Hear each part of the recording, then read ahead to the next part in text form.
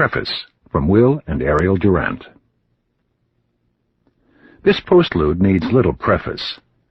After finishing the story of civilization to 1789, we reread the 10 volumes with a view to issuing a revised edition that would correct many errors of omission, fact, or print. In that process, we made note of events and comments that might illuminate present affairs, future probabilities, the nature of man, and the conduct of states. The references in the text to various volumes of the story are offered not as authorities, but as instances or elucidations so come upon. We tried to defer our conclusions until we had completed our survey of the narrative, but doubtless our preformed opinions influenced our selection of illustrative material. The following essay is the result. It repeats many ideas that we or others before us have already expressed. Our aim is not originality, but inclusiveness. We offer a survey of human experience, not a personal revelation. Here, as so often in the past, we must gratefully acknowledge the help and counsel given us by our daughter Ethel. Chapter 1. Hesitations. As his studies come to a close, the historian faces the challenge of what use have your studies been? Have you found in your work only the amusement of recounting the rise and fall of nations and ideas, and retelling sad stories of the death of kings? Have you learned more about human nature than the man on the street can learn, without so much as opening a book? Have you derived from history any illumination of our present condition, any guidance for our judgments and policies, any guard against the rebuffs of surprise or the vicissitudes of change? Have you found such regularities in the sequence of past events that you can predict the future actions of mankind or the fate of states? Is it possible that, after all, history has no sense, that it teaches us nothing, and that the immense past was only the weary rehearsal of the mistakes that the future is destined to make on a larger stage and scale? At times, we feel so, and a multitude of doubts assail our enterprise. To begin with, do we really know what the past was, what actually happened? Or is history a fable, not quite agreed upon? Our knowledge of any past event is always incomplete, probably inaccurate, beclouded by ambivalent evidence and biased historians, and perhaps distorted by our own patriotic or religious partisanship. Most history is guessing, and the rest is prejudice. Even the historian who thinks to rise above partiality for his country, race, creed, or class betrays his secret predilection in his choice of materials and in the nuances of his adjectives. The historian always oversimplifies and hastily selects a manageable minority of facts and faces out of a crowd of souls and events whose multitudinous complexity he can never quite embrace or comprehend. Again, our conclusions from the past to the future are made more hazardous than ever by the acceleration of change. In 1909, Charles Péguy thought that, quote, the world changed less since Jesus Christ than in the last 30 years, end quote.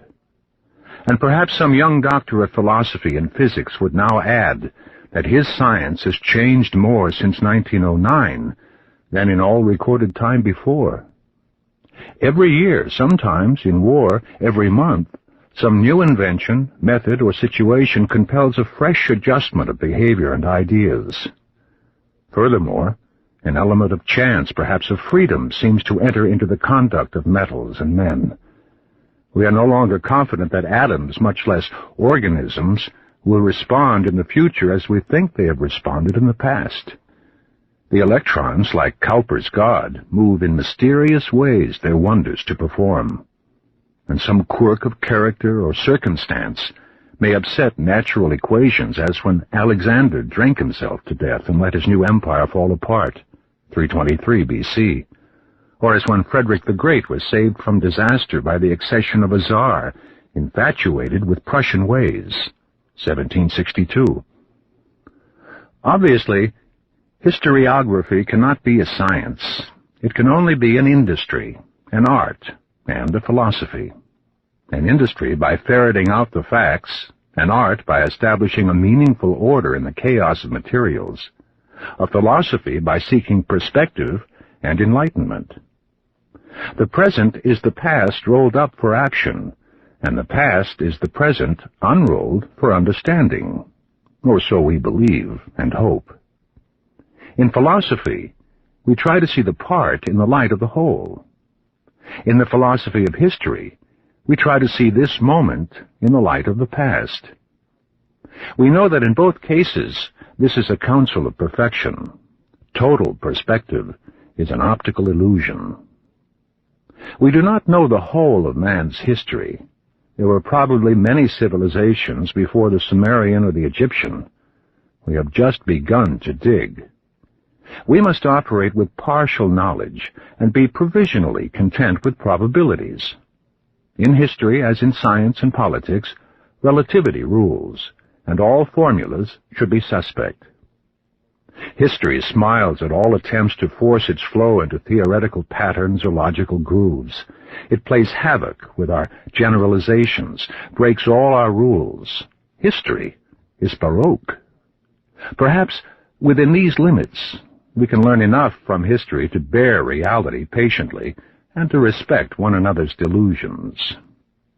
Since man is a moment in astronomic time, a transient guest of the earth, a spore of his species, a scion of his race, a composite of body, character, and mind, a member of a family and a community, a believer or doubter of a faith, a unit in an economy, perhaps a citizen in a state or a soldier in an army, we may ask under the corresponding heads, astronomy, geology, geography, biology, ethnology, psychology, morality, religion, economics, politics, and war, what history has to say about the nature, conduct, and prospects of man.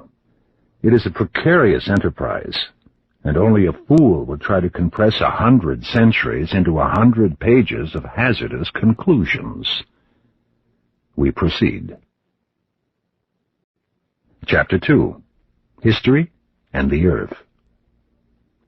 Let us define history in its troublesome duplexity as the events or record of the past. Human history is a brief spot in space, and its first lesson is modesty. At any moment a comet may come too close to the Earth and set our little globe turning topsy-turvy in a hectic course, or choke its men and fleas with fumes or heat. Or a fragment of the smiling sun may slip off tangentially, as some think our planet did a few astronomic moments ago, and fall upon us in a wild embrace, ending all grief and pain.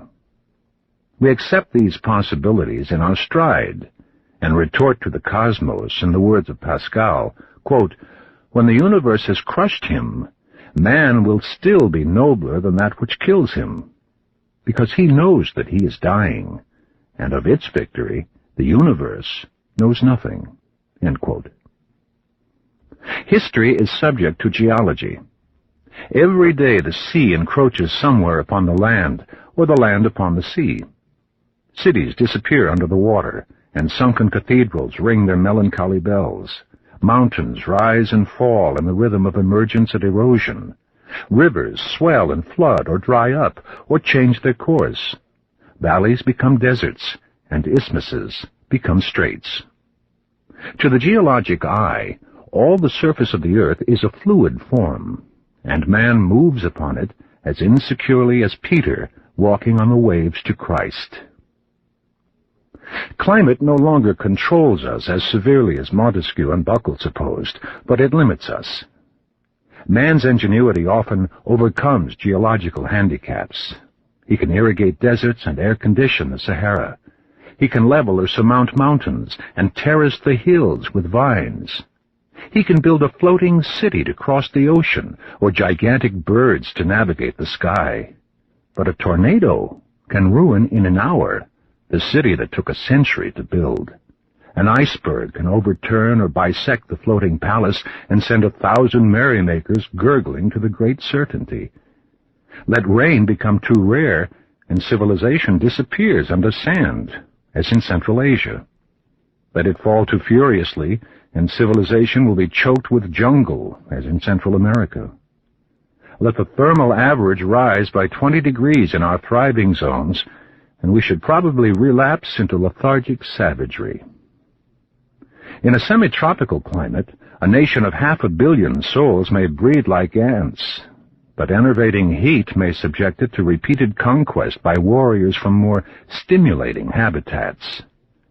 Generations of men establish a growing mastery over the earth, but they are destined to become fossils in its soil. Geography is the matrix of history, its nourishing mother and disciplining home. Its rivers, lakes, oases, and oceans draw settlers to their shores, for water is the life of organisms and towns, and offers inexpensive roads for transport and trade. Egypt was the gift of the Nile, and Mesopotamia built successive civilizations between the rivers and along their effluent canals. India was the daughter of the Indus, the Brahmaputra, and the Ganges. China owed its life and sorrows to the great rivers that, like ourselves, often wandered from their proper beds and fertilized the neighborhood with their overflow.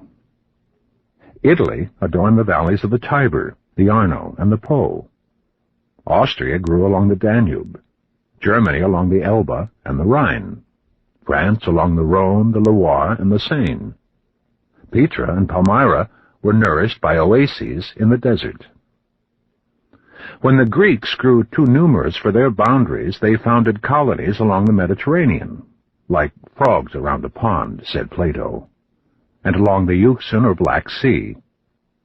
For 2,000 years, from the Battle of Salamis, 480 B.C., to the defeat of the Spanish Armada, 1588, the northern and southern shores of the Mediterranean were the rival seats of the white man's ascendancy.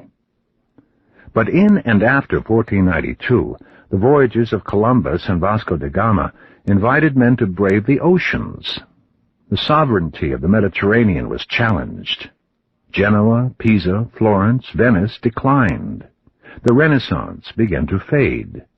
The Atlantic nations rose and finally spread their suzerainty over half the world. Westward, the course of empire takes its way, wrote George Berkeley about 1730.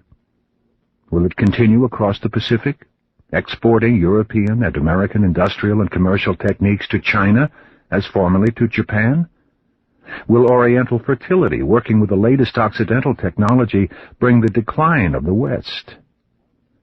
The development of the airplane will again alter the map of civilization. Trade routes will follow less and less the rivers and seas. Men and goods will be flown more and more directly to their goal. Countries like England and France will lose the commercial advantage of abundant coastlines, conveniently indented. Countries like Russia, China, and Brazil, which were hampered by the excess of their landmass over their coasts, will cancel part of that handicap by taking to the air. Coastal cities will derive less of their wealth from the clumsy business of transferring goods from ship to train or from train to ship. When sea power finally gives place to air power in transport and war, we shall have seen one of the basic revolutions in history. The influence of geographic factors diminishes as technology grows. The character and contour of a terrain may offer opportunities for agriculture, mining, or trade. But only the imagination and initiative of leaders and the hardy industry of followers can transform the possibilities into fact. And only a similar combination, as in Israel today, can make a culture take form over 1,000 natural obstacles. Man, not the earth, makes civilization. Chapter 3. Biology and History. History is a fragment of biology. The life of man is a portion of the vicissitudes of organisms on land and sea. Sometimes wandering alone in the woods on a summer day, we hear or see the movement of 100 species of flying, leaping, creeping, crawling, burrowing things. The startled animals scurry away at our coming. The birds scatter. The fish disperse in the brook. Suddenly, we perceive to what a perilous minority we belong on this impartial planet. And for a moment we feel, as these very denizens clearly do, that we are passing interlopers in their natural habitat. Then all the chronicles and achievements of man fall humbly into the history and perspective of polymorphous life. All our economic competition, our strife for mates, our hunger and love, and grief and war, are akin to the seeking, mating, striving, and suffering that hide under these fallen trees or leaves, or in the waters, or on the boughs. Therefore, the laws of biology are the fundamental lessons of history. We are subject to the processes and trials of evolution, to the struggle for existence, and the survival of the fittest to survive. If some of us seem to escape the strive for the trials, it is because our group protects us. But the group itself must meet the tests of survival. So, the first biological lesson of history is that life is competition. Competition is not only the life of trade, it is the trade of life. Peaceful when food abounds, violent when the mouths outrun the food. Animals eat one another without qualm. Civilized men consume one another by due process of law. Cooperation is real and increases with social development, but mostly because it is a tool and form of competition.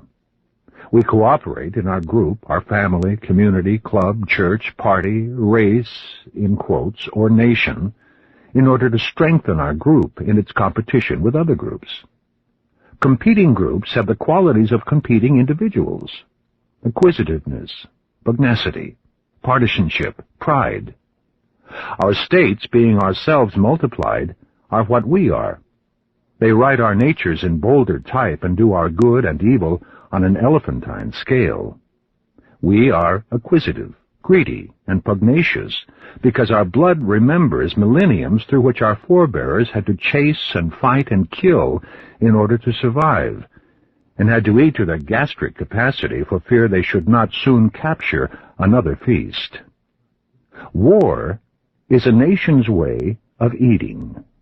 It promotes cooperation because it is the ultimate form of competition. Until our states become members of a large and effectively protective group, they will continue to act like individuals and families in the hunting stage. The second biological lesson of history is that life is selection. In the competition for food or mates or power, some organisms succeed and some fail.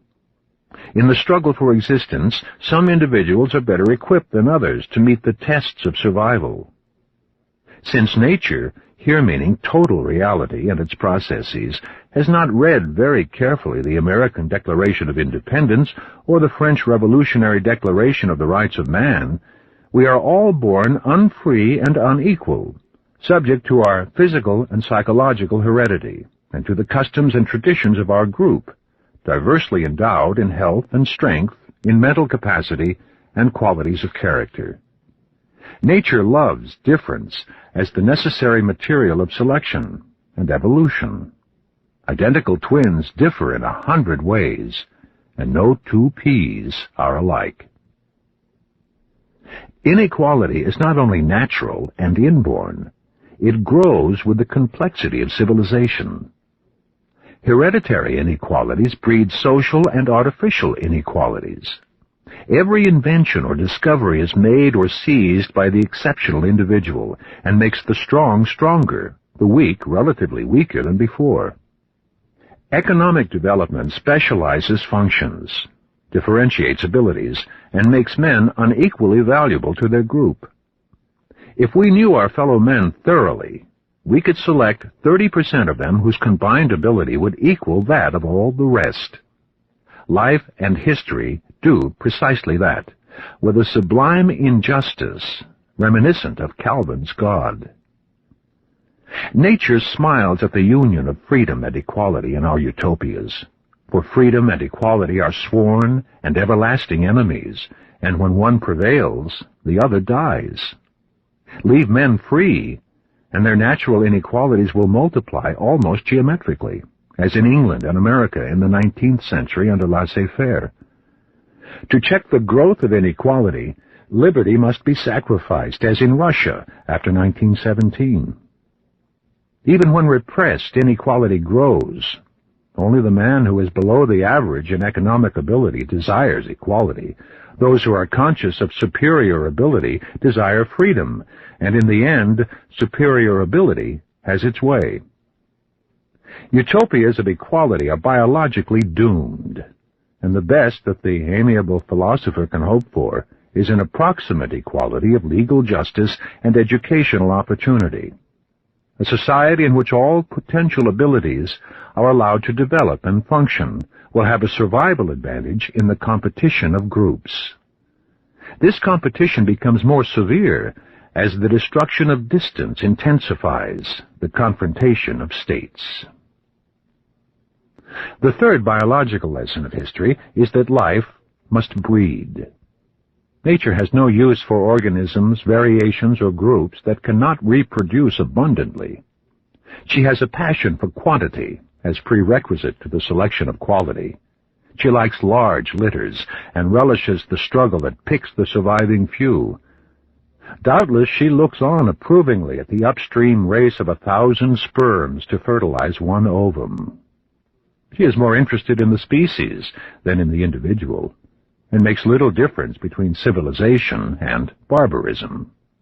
She does not care that a high birth rate has usually accompanied a culturally low civilization, and a low birth rate a civilization culturally high.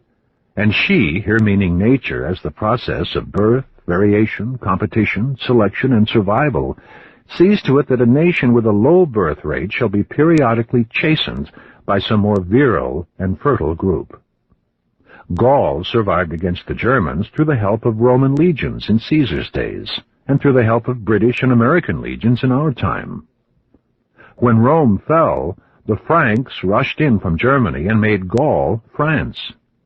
If England and America should fall, France, whose population remained almost stationary through the 19th century, might again be overrun. If the human brood is too numerous for the food supply, nature has three agents for restoring the balance: famine, pestilence, and war. In a famous essay on population, 1798, Thomas Malthus explained that without these periodic checks, the birth rate would so far exceed the death rate that the multiplication of mouths would nullify any increase in the production of food. Though he was a clergyman and a man of good will, Malthus pointed out that the issuance of relief funds or supplies to the poor encouraged them to marry early and breed improvidently, making the problem worse. In a second edition, 1803, he advised abstention from coitus except for reproduction, but he refused to approve other methods of birth control. Having little hope of acceptance for this counsel of sanctity, he predicted that the balance between mouths and food would be maintained in the future, as in the past, by famine, pestilence, and war. The advances of agricultural and contraceptive technology in the 19th century apparently refuted Malthus. In England, the United States, Germany, and France, the food supply kept pace with births, and the rising standard of living deferred the age of marriage and lowered the size of the family. The multiplication of consumers was also a multiplication of producers. New hands developed new lands to raise more food.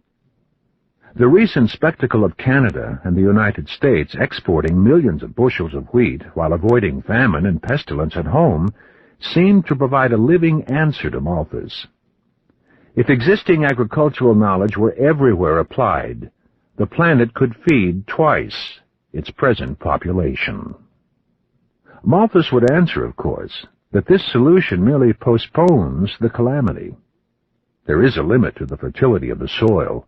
Every advance in agricultural technology is sooner or later cancelled by the excess of births over deaths. And meanwhile, medicine, sanitation, and charity nullify selection by keeping the unfit alive to multiply their like. To which hope replies, The advances of industry, urbanization, education, and standards of living in countries that now endanger the world by their fertility will probably have the same effect there in reducing the birth rate as they have had in Europe and North America. Until that equilibrium of production and reproduction comes, it will be a counsel of humanity to disseminate the knowledge and means of contraception. Ideally, parentage should be a privilege of health, not a byproduct of sexual agitation. Is there any evidence that birth control is dysgenic, that it lowers the intellectual level of the nation practicing it? Presumably, it has been used more by the intelligent than by the simple, and the labors of educators are apparently canceled in each generation by the fertility of the uninformed. But much of what we call intelligence is the result of individual education, opportunity, and experience, and there is no evidence that such intellectual acquirements are transmitted in the genes. Even the children of PhDs must be educated and go through their adolescent measles of errors, dogmas, and isms. Nor can we say how much potential ability and genius lurk in the chromosomes of the harassed and the handicapped poor. Biologically, physical vitality may be, at birth, of greater value than intellectual pedigree. Nietzsche thought that the best blood in Germany was in peasant veins. Philosophers are not the fittest material from which to breed the race. Family limitation played some part in the history of Greece and Rome. It is amusing to find Julius Caesar offering, 59 BC, rewards to Romans who had many children, and forbidding childless women to ride in litters or wear jewelry. Augustus renewed this campaign some 40 years later with like futility. Birth control continued to spread in the upper classes, while immigrant stocks from the Germanic north and the Greek or Semitic east replenished and altered the population of Italy. Very probably this ethnic change reduced the ability or willingness of the inhabitants to resist governmental incompetence and external attack. In the United States, the lower birth rate of the Anglo-Saxons has lessened their economic and political power, and the higher birth rate of Roman Catholic families suggests that by the year 2000, the Roman Catholic Church will be the dominant force in national as well as municipal or state governments. A similar process is helping to restore Catholicism in France, Switzerland, and Germany. The lands of Voltaire, Calvin, and Luther may soon return to the papal fold. So, the birth rate, like war, may determine the fate of theologies, just as the defeat of the Muslims at Tours, 732, kept France and Spain from replacing the Bible with the Quran. So the superior organization, discipline, morality, fidelity, and fertility of Catholics may cancel the Protestant Reformation and the French Enlightenment. There is no humorist like history. Chapter 4. Race and History. There are some 2 billion colored people on the earth, and some 900 million whites. However, many pale faces were delighted when Comte Joseph Arthur de Gobineau, in an essay, 1853-55, announced that the species man is composed of distinct races, inherently different like individuals in physical structure, mental capacity, and qualities of character, and that one race, the, quote, Aryan, end quote, was by nature superior to all the rest. Quote, everything great, noble, or fruitful in the works of man on this planet, in science, art, and civilization, derives from a single starting point, is the development of a single germ. It belongs to one family alone, the different branches of which have reigned in all the civilized countries of the universe. History shows that all civilization derives from the white race, that none can exist without its help, and that a society is great and brilliant only so far as it preserves the blood of the noble group that created it. End quote. Environmental advantages, argued Gobineau, cannot explain the rise of civilization. For the same kind of environment, for example, soil-fertilizing rivers that watered the civilizations of Egypt and the Near East, produced no civilization among the Indians of North America, though they lived on fertile soil along magnificent streams. Nor do institutions make a civilization, for this has risen under a diversity, even a contrariety of institutions, as in monarchical Egypt and, quote, democratic, end quote, Athens. The rise, success, decline, and fall of a civilization depend upon the inherent quality of the race. The degeneration of a civilization is what the word itself indicates, a falling away from the genus, stock, or race. Peoples degenerate only in consequence of the various mixtures of blood which they undergo. Usually this comes through intermarriage of the vigorous race with those whom it has conquered. Hence, the superiority of the whites in the United States and Canada, who did not intermarry with the Indians, to the whites in Latin America, who did. Only those who are themselves the product of such enfeebling mixtures talk of the equality of races, or think that all men are brothers. All strong characters and peoples are race-conscious and are instinctively averse to marriage outside their own racial group.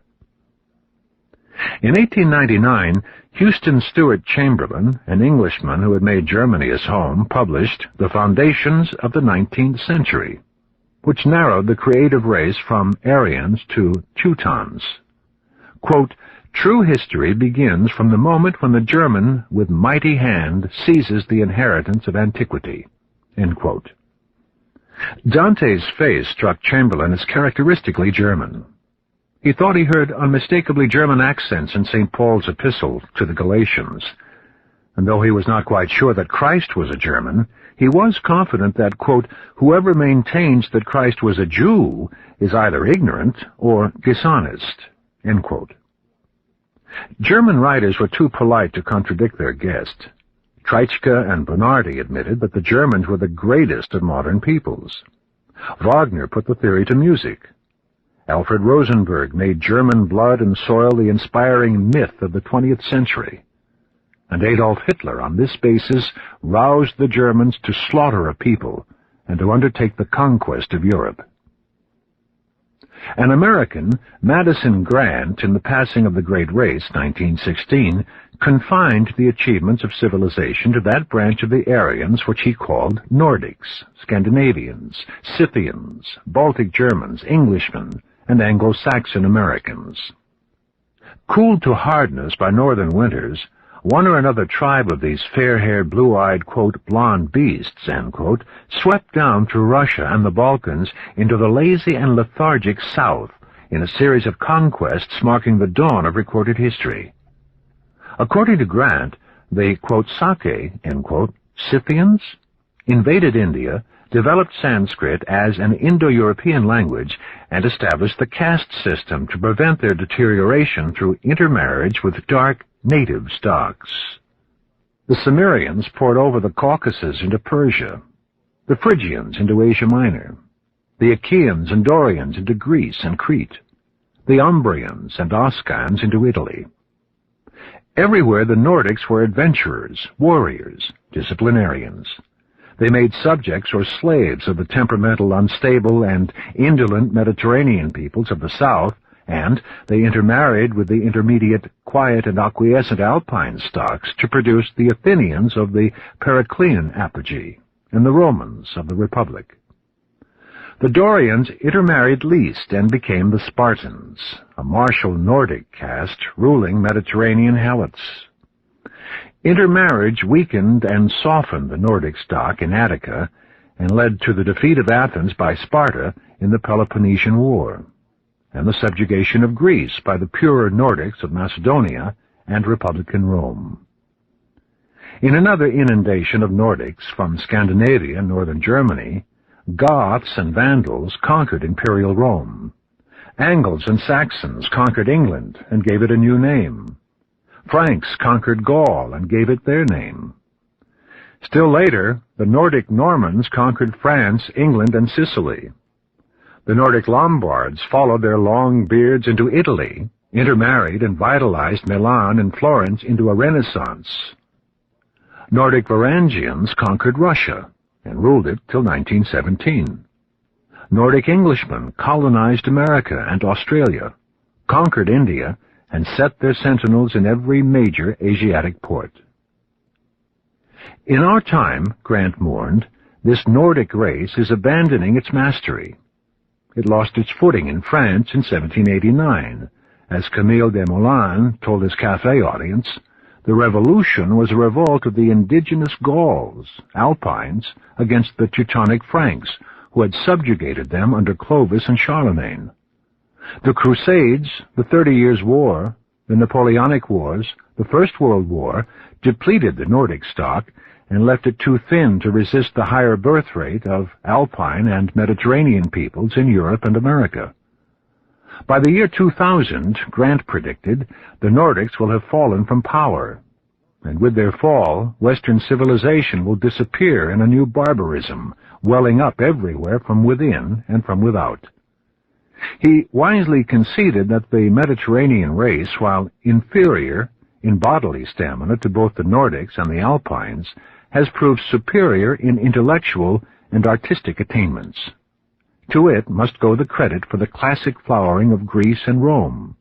However, it may have owed much to intermarriage with Nordic blood. Some weaknesses in the race theory are obvious. A Chinese scholar would remind us that his people created the most enduring civilization in history. Statesmen, inventors, artists, poets, scientists, philosophers, saints, from 2000 BC to our own time. A Mexican scholar could point to the lordly structures of Mayan, Aztec, and Incan cultures in pre-Columbian America. A Hindu scholar, while acknowledging, quote, Aryan, end quote, infiltration into North India some 1600 years before Christ, would recall that the black Dravidic peoples of South India produced great builders and poets of their own. The temples of Madras, Majura, and Trichinopoly are among the most impressive structures on earth. Even more startling is the towering shrine of the Khmers at Angkor Wat. History is colorblind and can develop a civilization in any favorable environment under almost any skin. Difficulties remain even if the race theory is confined to the white man. The Semites would recall the civilizations of Babylonia, Assyria, Syria, Palestine, Phoenicia, Carthage, and Islam. The Jews gave the Bible and Christianity to Europe, and much of the Koran to Muhammad. The Mohammedans could list the rulers, artists, poets, scientists, and philosophers who conquered and adorned a substantial portion of the white man's world from Baghdad to Cordova, while Western Europe groped through the Dark Ages, approximately 565 to 1095. The ancient cultures of Egypt, Greece, and Rome were evidently the product of geographical opportunity and economic and political development, rather than of racial constitution. And much of their civilization had an Oriental source. Greece took its arts and letters from Asia Minor, Phoenicia, and Egypt. In the 2nd millennium BC, Greek culture was Mycenaean, partly derived from Crete, which had probably learned from Asia Minor. When the Nordic Dorians came down through the Balkans toward 1100 BC, they destroyed much of this Proto-Greek culture. And only after an interval of several centuries did the historic Greek civilization emerge in the Sparta of Lycurgus, the Miletus of Thales, the Ephesus of Heraclitus, the Lesbos of Sappho, the Athens of Solon. From the 6th century BC onward, the Greeks spread their culture along the Mediterranean at Durazzo, Taranto, Cortona, Reggio Calabria, Syracuse, Naples, Nice, Monaco, Marseille, Malaga. From the Greek cities of South Italy and from the probably Asiatic culture of Etruria came the civilization of ancient Rome. From Rome came the civilization of Western Europe. From Western Europe came the civilization of North and South America. In the 3rd and following centuries of our era, various Celtic, Teutonic, or Asiatic tribes laid Italy waste and destroyed the classic cultures.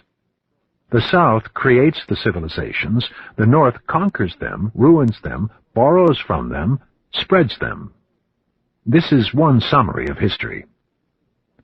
Attempts to relate civilization to race by measuring the relation of brain to face or weight have shed little light on the problem. If the Negroes of Africa have produced no great civilization, it is probably because climatic and geographical conditions frustrated them. Would any of the white races have done better in those environments? It is remarkable how many American Negroes have risen to high places in the professions, arts, and letters in the last 100 years, despite 1,000 social obstacles. The role of race in history is rather preliminary than creative.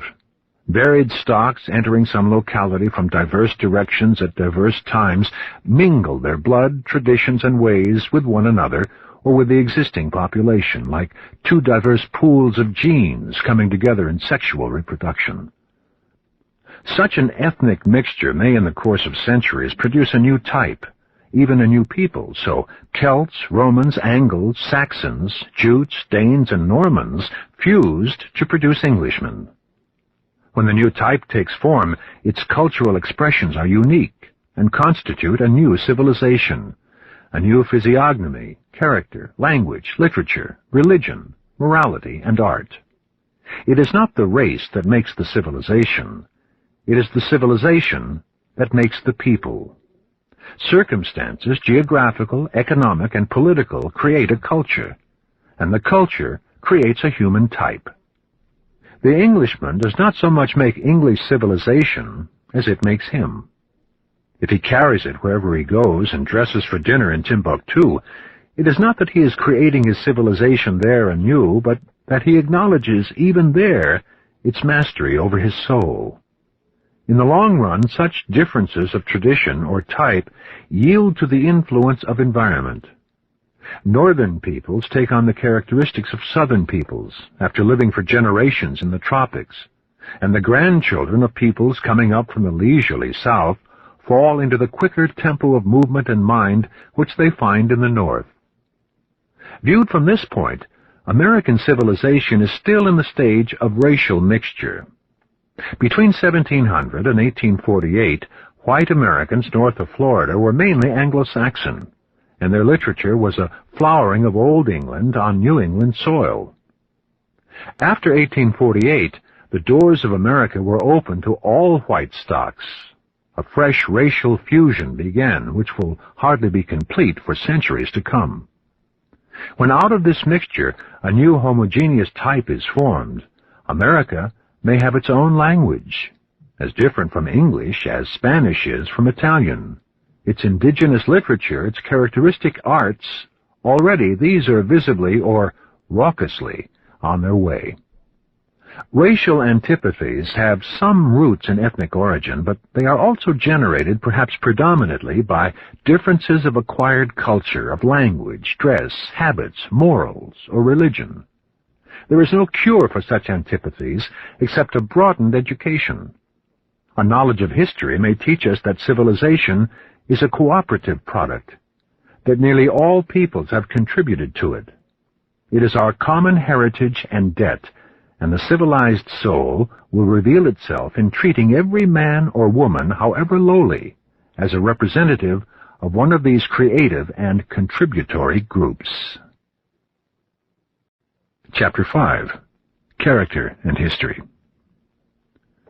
Society is founded not on the ideals, but on the nature of man, and the constitution of man rewrites the constitutions of states.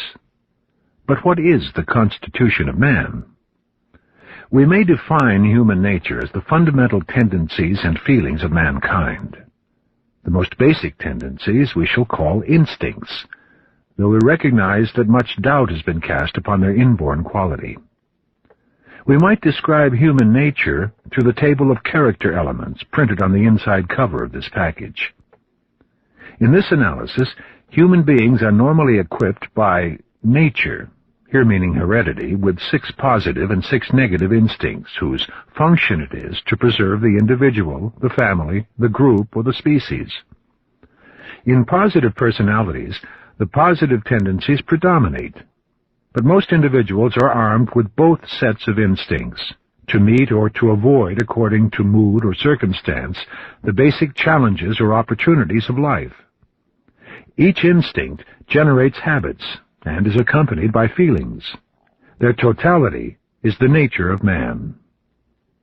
But how far has human nature changed in the course of history? Theoretically, there must have been some change. Natural selection has presumably operated upon psychological as well as physiological variations. Nevertheless, known history shows little alteration in the conduct of mankind. The Greeks of Plato's time behaved very much like the French of modern centuries, and the Romans behaved like the English. Means and instrumentalities change, motives and ends remain the same. To act or rest, to acquire or give, to fight or retreat, to seek association or privacy, to mate or reject, to offer or resent parental care. Nor does human nature alter as between classes. By and large, the poor have the same impulses as the rich, with only less opportunity or skill to implement them.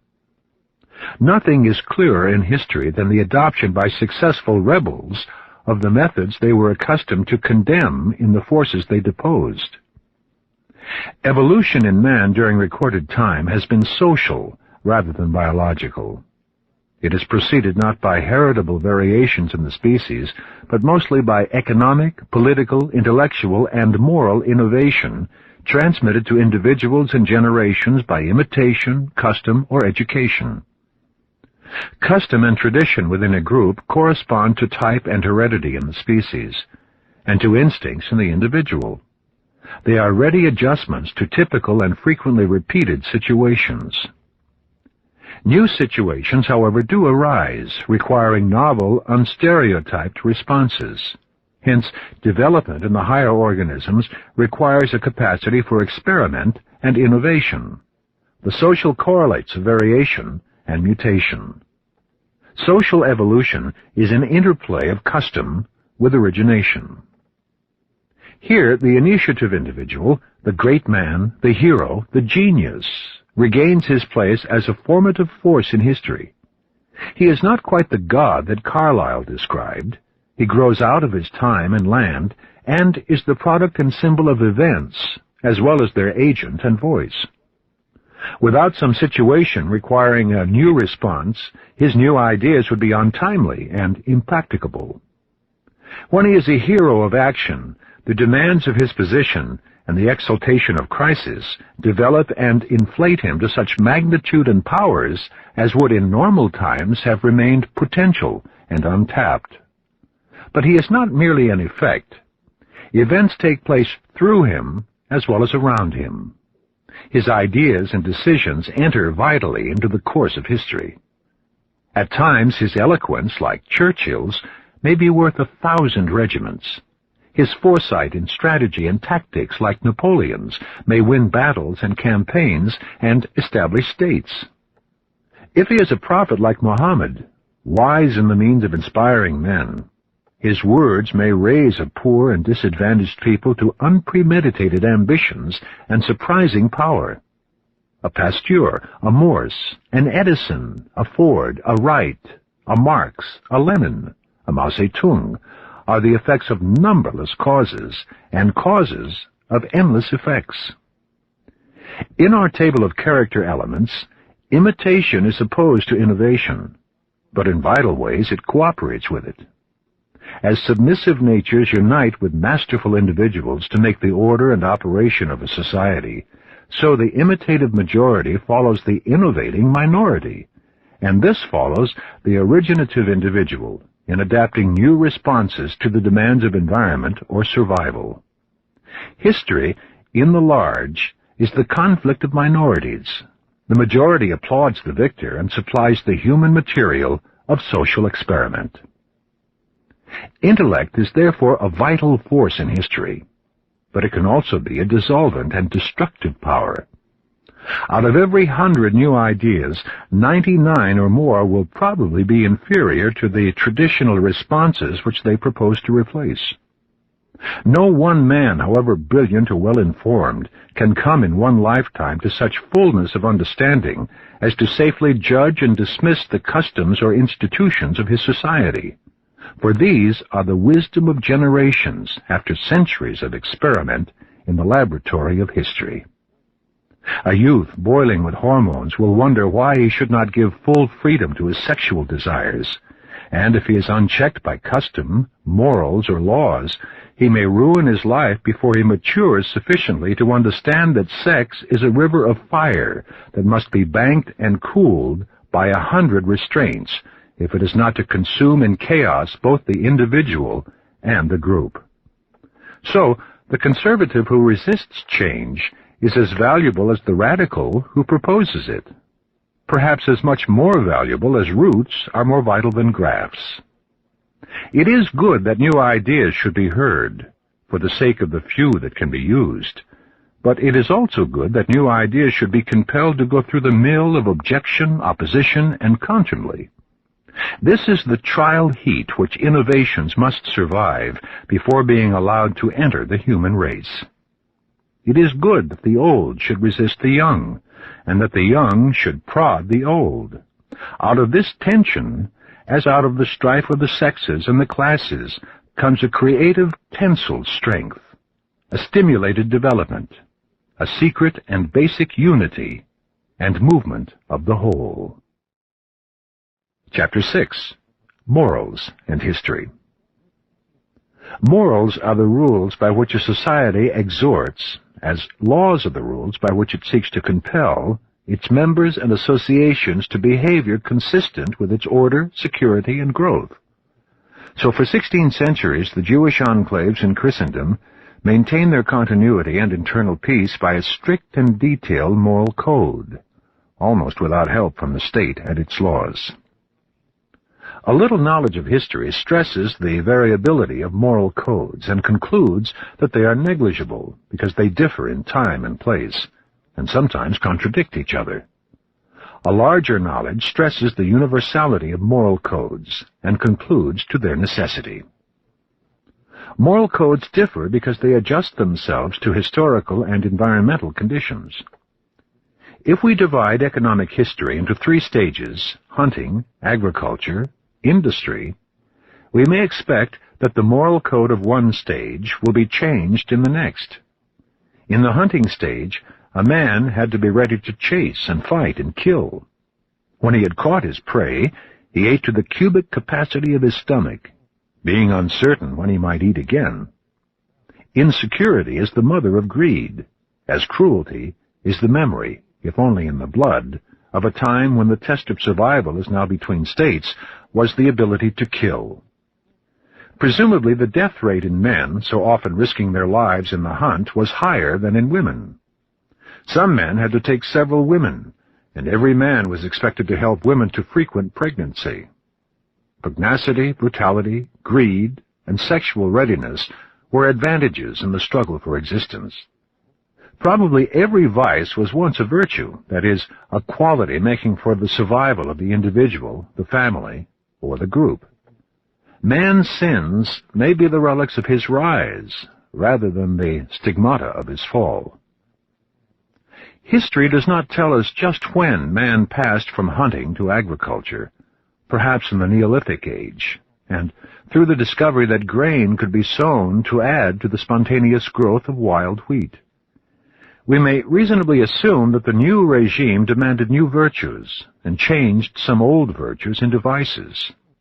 Industriousness became more vital than bravery. Regularity and thrift more profitable than violence. Peace more victorious than war. Children were economic assets. Birth control was made immoral. On the farm, the family was the unit of production under the discipline of the father and the seasons, and paternal authority had a firm economic base. Each normal son matured soon in mind and self-support. At 15, he understood the physical tasks of life as well as he would understand them at 40. All that he needed was land, a plow, and a willing arm. So he married early, almost as soon as nature wished. He did not fret long under the restraints placed upon premarital relations by the new order of permanent settlements and homes. As for young women, chastity was indispensable, for its loss might bring unprotected motherhood. Monogamy was demanded by the approximate numerical equality of the sexes. For 1,500 years, this agricultural moral code of continence, early marriage, divorceless monogamy, and multiple maternity maintained itself in Christian Europe and its white colonies. It was a stern code which produced some of the strongest characters in history. Gradually, then rapidly and ever more widely, the Industrial Revolution changed the economic form and moral superstructure of European and American life. Men, women, and children left home and family, authority, and unity to work as individuals, individually paid, in factories built to house not men, but machines.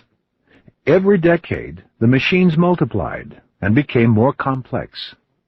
Economic maturity, the capacity to support a family, came later. Children no longer were economic assets. Marriage was delayed. Premarital continence became more difficult to maintain.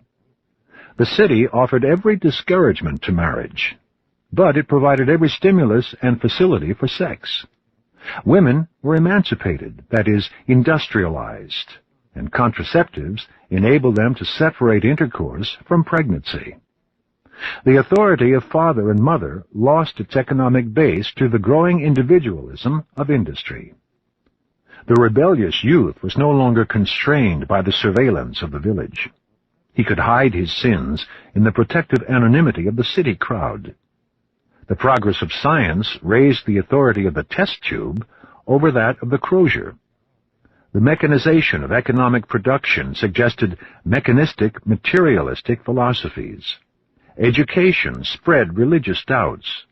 Morality lost more and more of its supernatural supports. The old agricultural moral code began to die. In our time, as in the times of Socrates, who died 399 BC, and Augustus, who died AD 14, war has added to the forces making for moral laxity. After the violence and social disruption of the Peloponnesian War, Alcibiades felt free to flout the moral code of his ancestors, and Thrasymachus could announce that might was the only right. After the wars of Marius and Sulla, Caesar and Pompey, Antony and Octavius, Rome was full of men who had lost their economic footing and their moral stability. Soldiers who had tasted adventure and had learned to kill, citizens who had seen their savings consumed in the taxes and inflation caused by war, women dizzy with freedom, multiplying divorces, abortions, and adulteries. A shallow sophistication prided itself upon its pessimism and cynicism. It is almost a picture of European and American cities after 2 world wars. History offers some consolation by reminding us that sin has flourished in every age. Even our generation has not yet rivaled the popularity of homosexualism in ancient Greece or Rome or Renaissance Italy. The humanists wrote about it with a kind of scholarly affection, and Ariosto judged that they were all addicted to it. Aretino asked the Duke of Mantua to send him an attractive boy. Prostitution has been perennial and universal, from the state-regulated brothels of Assyria to the, quote, nightclubs, end quote, of West European and American cities today. In the University of Wittenberg in 1544, according to Luther, quote, the race of girls is getting bold, and run after the fellows into their rooms and chambers and wherever they can, and offer them their free love, end quote. Montaigne tells us that in his time, 1533 to 92, obscene literature found a ready market. The immorality of our stage differs in kind rather than degree from that of Restoration England, and John Cleland's Memoirs of a Woman of Pleasure, a veritable catena of coitus, was as popular in 1749 as in 1965. We have noted the discovery of dice in the excavations near the site of Nineveh. Men and women have gambled in every age. In every age, men have been dishonest, and governments have been corrupt. Probably less now than generally before. The pamphlet literature of 16th century Europe groaned with the denunciations of wholesale adulteration of food and other products. Man has never reconciled himself to the Ten Commandments. We have seen Voltaire's view of history as mainly a collection of the crimes, follies, and misfortunes of mankind, and Gibbon's echo of that summary. We must remind ourselves again that history, as usually written, peccavimus, is quite different from history as usually lived. The historian records the exceptional because it is interesting, because it is exceptional. If all those individuals who had no Boswell had found their numerically proportionate place in the pages of historians, we should have a duller but juster view of the past and of man. Behind the red facade of war and politics, misfortune and poverty, adultery and divorce, murder and suicide, were millions of orderly homes, devoted marriages, men and women kindly and affectionate, troubled and happy with children. Even in recorded history we find so many instances of goodness, even of nobility, that we can forgive, though not forget, the sins. The gifts of charity have almost equaled the cruelty of battlefields and jails.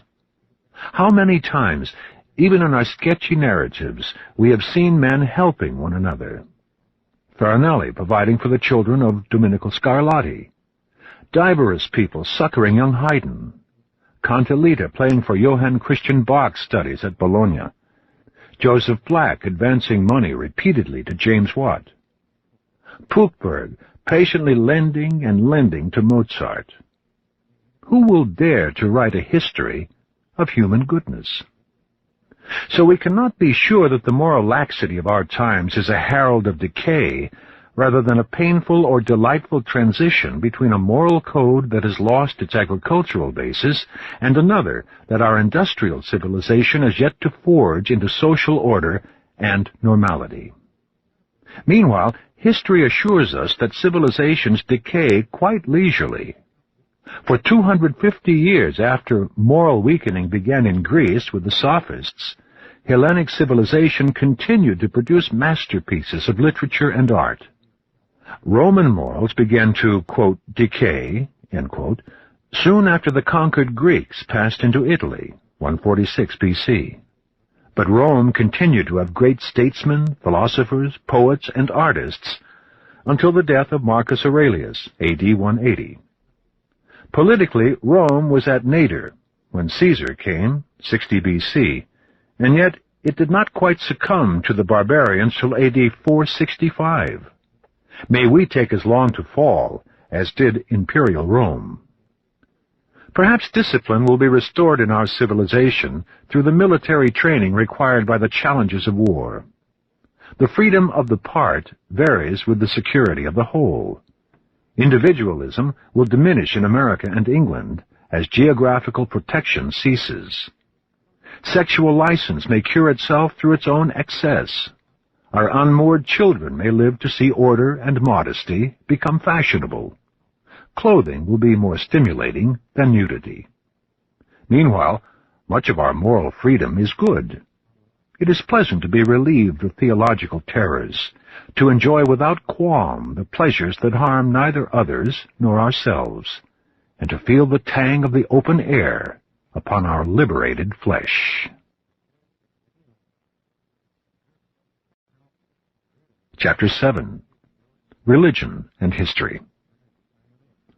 Even the skeptical historian develops a humble respect for religion, since he sees it functioning and seemingly indispensable in every land and age. To the unhappy, the suffering, the bereaved, the old, it has brought supernatural comforts valued by millions of souls as more precious than any natural aid. It has helped parents and teachers to discipline the young.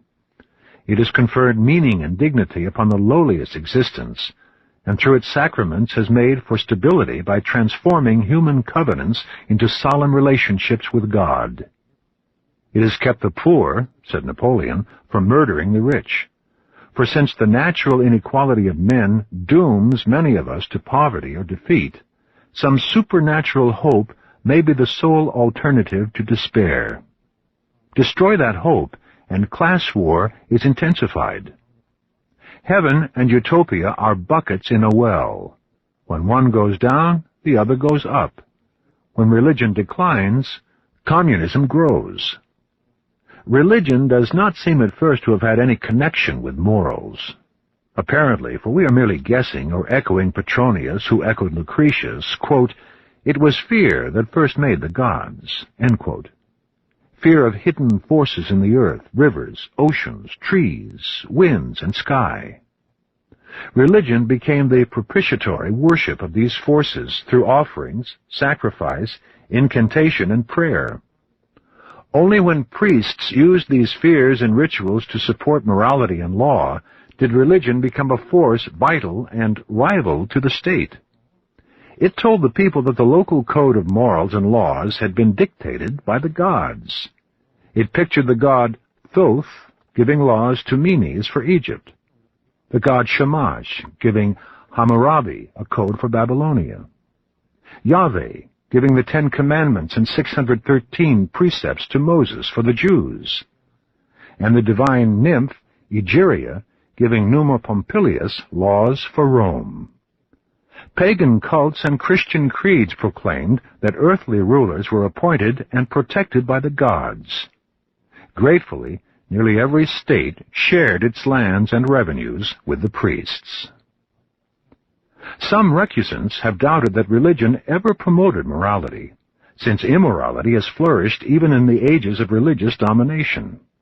Certainly, sensuality, drunkenness, coarseness, greed, dishonesty, robbery, and violence existed in the Middle Ages, but probably the moral disorder born of half a millennium of barbarian invasion, war, economic devastation, and political disorganization would have been much worse without the moderating effect of the Christian ethic, priestly exhortations, saintly exemplars, and a calming, unifying ritual.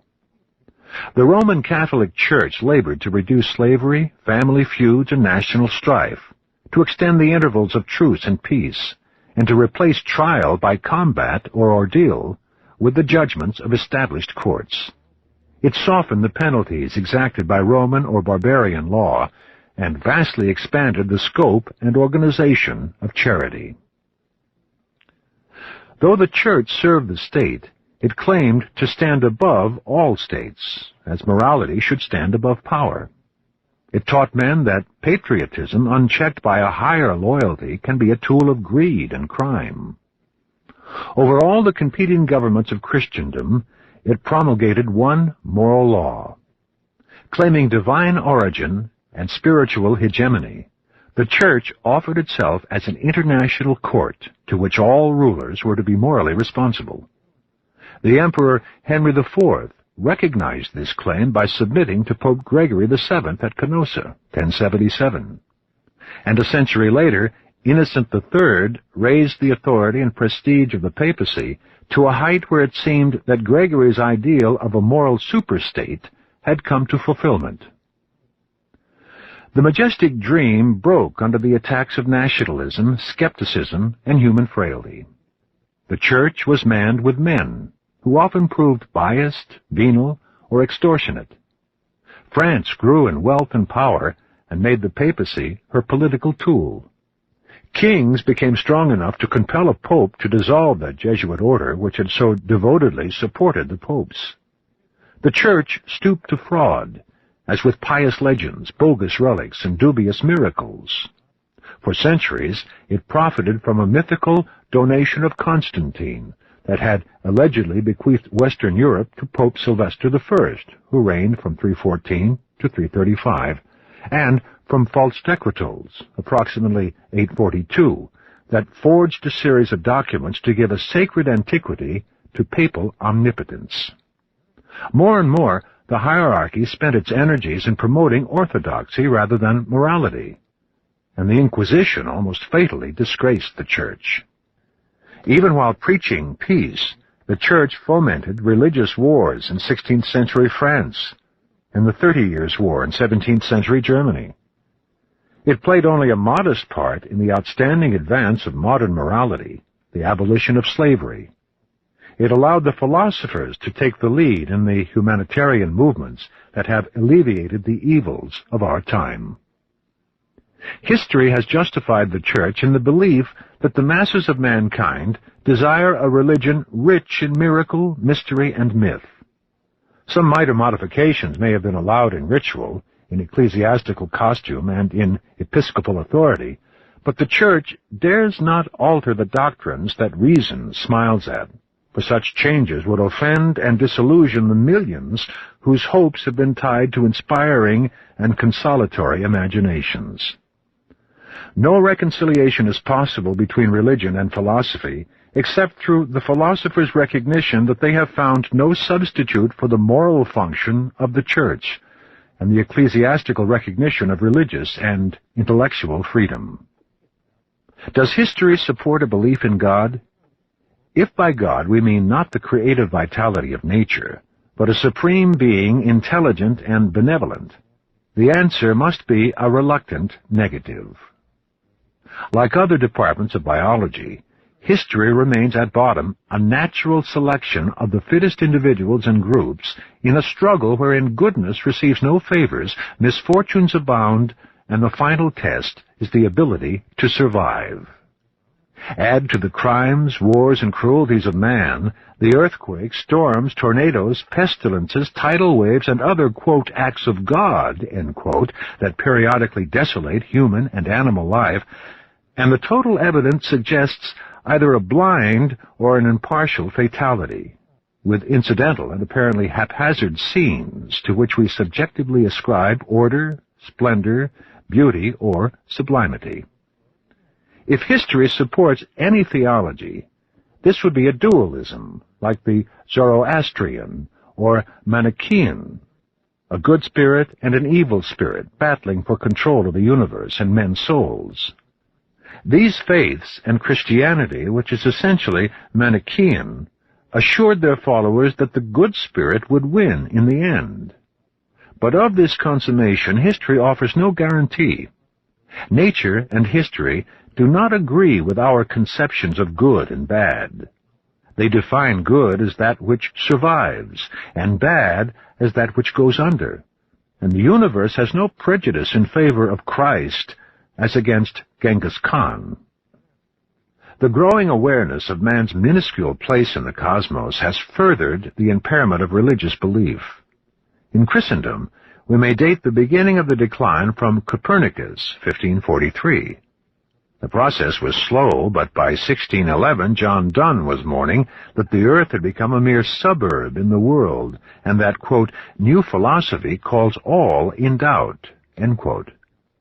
And Francis Bacon, while tipping his hat occasionally to the bishops, was proclaiming science as the religion of modern emancipated man. In that generation began, quote, the death of God, end quote, as an external deity. So great an effect required many causes besides the spread of science and historical knowledge. First, the Protestant Reformation, which originally defended private judgment. Then, the multitude of Protestant sects and conflicting theologies, each appealing to both scriptures and reason. Then, the higher criticism of the Bible, displaying that marvelous library as the imperfect work of fallible men. Then, the deistic movement in England, reducing religion to a vague belief in a God hardly distinguishable from nature. Then, the growing acquaintance with other religions, whose myths, many of them pre-Christian, were distressingly similar to the supposedly factual basis of one's inherited creed. Then, the Protestant exposure of Catholic miracles, the deistic exposure of biblical miracles, the general exposure of frauds, inquisitions, and massacres in the history of religion. Then, the replacement of agriculture, which had stirred men to faith by the annual rebirth of life and the mystery of growth, with industry, humming daily a litany of machines and suggesting a world machine. Add, meanwhile, the bold advance of skeptical scholarship, as in Bayle, and of pantheistic philosophy, as in Spinoza, the massive attack of the French Enlightenment upon Christianity, the revolt of Paris against the Church during the French Revolution, Add, in our own time, the indiscriminate slaughter of civilian populations in modern war. Finally, the awesome triumphs of scientific technology, promising men omnipotence and destruction, and challenging the divine command of the skies. In one way, Christianity lent a hand against itself by developing in many Christians a moral sense that could no longer stomach the vengeful God of the traditional theology. The idea of a hell disappeared from educated thought, even from pulpit homilies. Presbyterians became ashamed of the Westminster Confession, which had pledged them to a belief in a God who had created billions of men and women, despite his foreknowledge that, regardless of their virtues and crimes, they were predestined to everlasting hell. Educated Christians visiting the Sistine Chapel were shocked by Michelangelo's picture of Christ hurling offenders pell-mell into an inferno whose fires were never to be extinguished. Was this the, quote, gentle Jesus, meek and mild, end quote, who had inspired our youth? Just as the moral development of the Hellenes had weakened their belief in the quarrelsome and adulterous deities of Olympus, a certain proportion of mankind, wrote Plato, did not believe at all in the existence of the gods. So, the development of the Christian ethic slowly eroded Christian theology. Christ destroyed Jehovah. The replacement of Christian with secular institutions is the culminating and critical result of the Industrial Revolution. That states should attempt to dispense with theological supports is one of the many crucial experiments that bewilder our brains and unsettle our ways today. Laws which were once presented as the decrees of a God-given king are now frankly the confused commands of fallible men. Education, which was the sacred province of God-inspired priests, becomes the task of men and women shorn of theological robes and awe, and relying on reason and persuasion to civilize young rebels who fear only the policeman and may never learn to reason at all. Colleges, once allied to churches, have been captured by businessmen and scientists. The propaganda of patriotism, capitalism, or communism succeeds to the inculcation of a supernatural creed and moral code. Holy days give way to holidays. Theaters are full even on Sundays, and even on Sundays, churches are half empty. In Anglo-Saxon families, religion has become a social observance and protective coloration. In American Catholic families, it flourishes. In upper and middle-class France and Italy, religion is, quote, a secondary sexual characteristic of the female, end quote. 1,000 signs proclaim that Christianity is undergoing the same decline that fell upon the old Greek religion after the coming of the Sophists and the Greek Enlightenment. Catholicism survives because it appeals to the imagination, hope, and the senses, because its mythology consoles and brightens the lives of the poor, and because the commanded fertility of the faithful slowly regains the lands lost to the Reformation. Catholicism has sacrificed the adherents of the intellectual community and suffers increasing defections through contact with secular education and literature. But it wins converts from souls wearied with the uncertainty of reason, and from others hopeful that the Church will stem internal disorder and the communist wave. If another great war should devastate Western civilization, the resultant destruction of cities, the dissemination of poverty, and the disgrace of science may leave the Church, as in A.D. 476, the sole hope and guide of those who survive the cataclysm. One lesson of history is that religion has many lives, and a habit of resurrection. How often in the past have God and religion died and been reborn? Akhenaten used all the powers of a pharaoh to destroy the religion of Amun. Within a year of Akhenaten's death, the religion of Amun was restored. Atheism ran wild in the India of Buddha's youth, and Buddha himself founded a religion without a god. After his death, Buddhism developed a complex theology including gods, saints, and hell. Philosophy, science, and education depopulated the Hellenic pantheon, but the vacuum attracted a dozen Oriental faiths, rich in resurrection myths. In 1793, Hébert and Chaumet, wrongly interpreting Voltaire, established in Paris the atheistic worship of the goddess of reason. A year later, Robespierre, fearing chaos and inspired by Rousseau, set up the worship of the Supreme Being.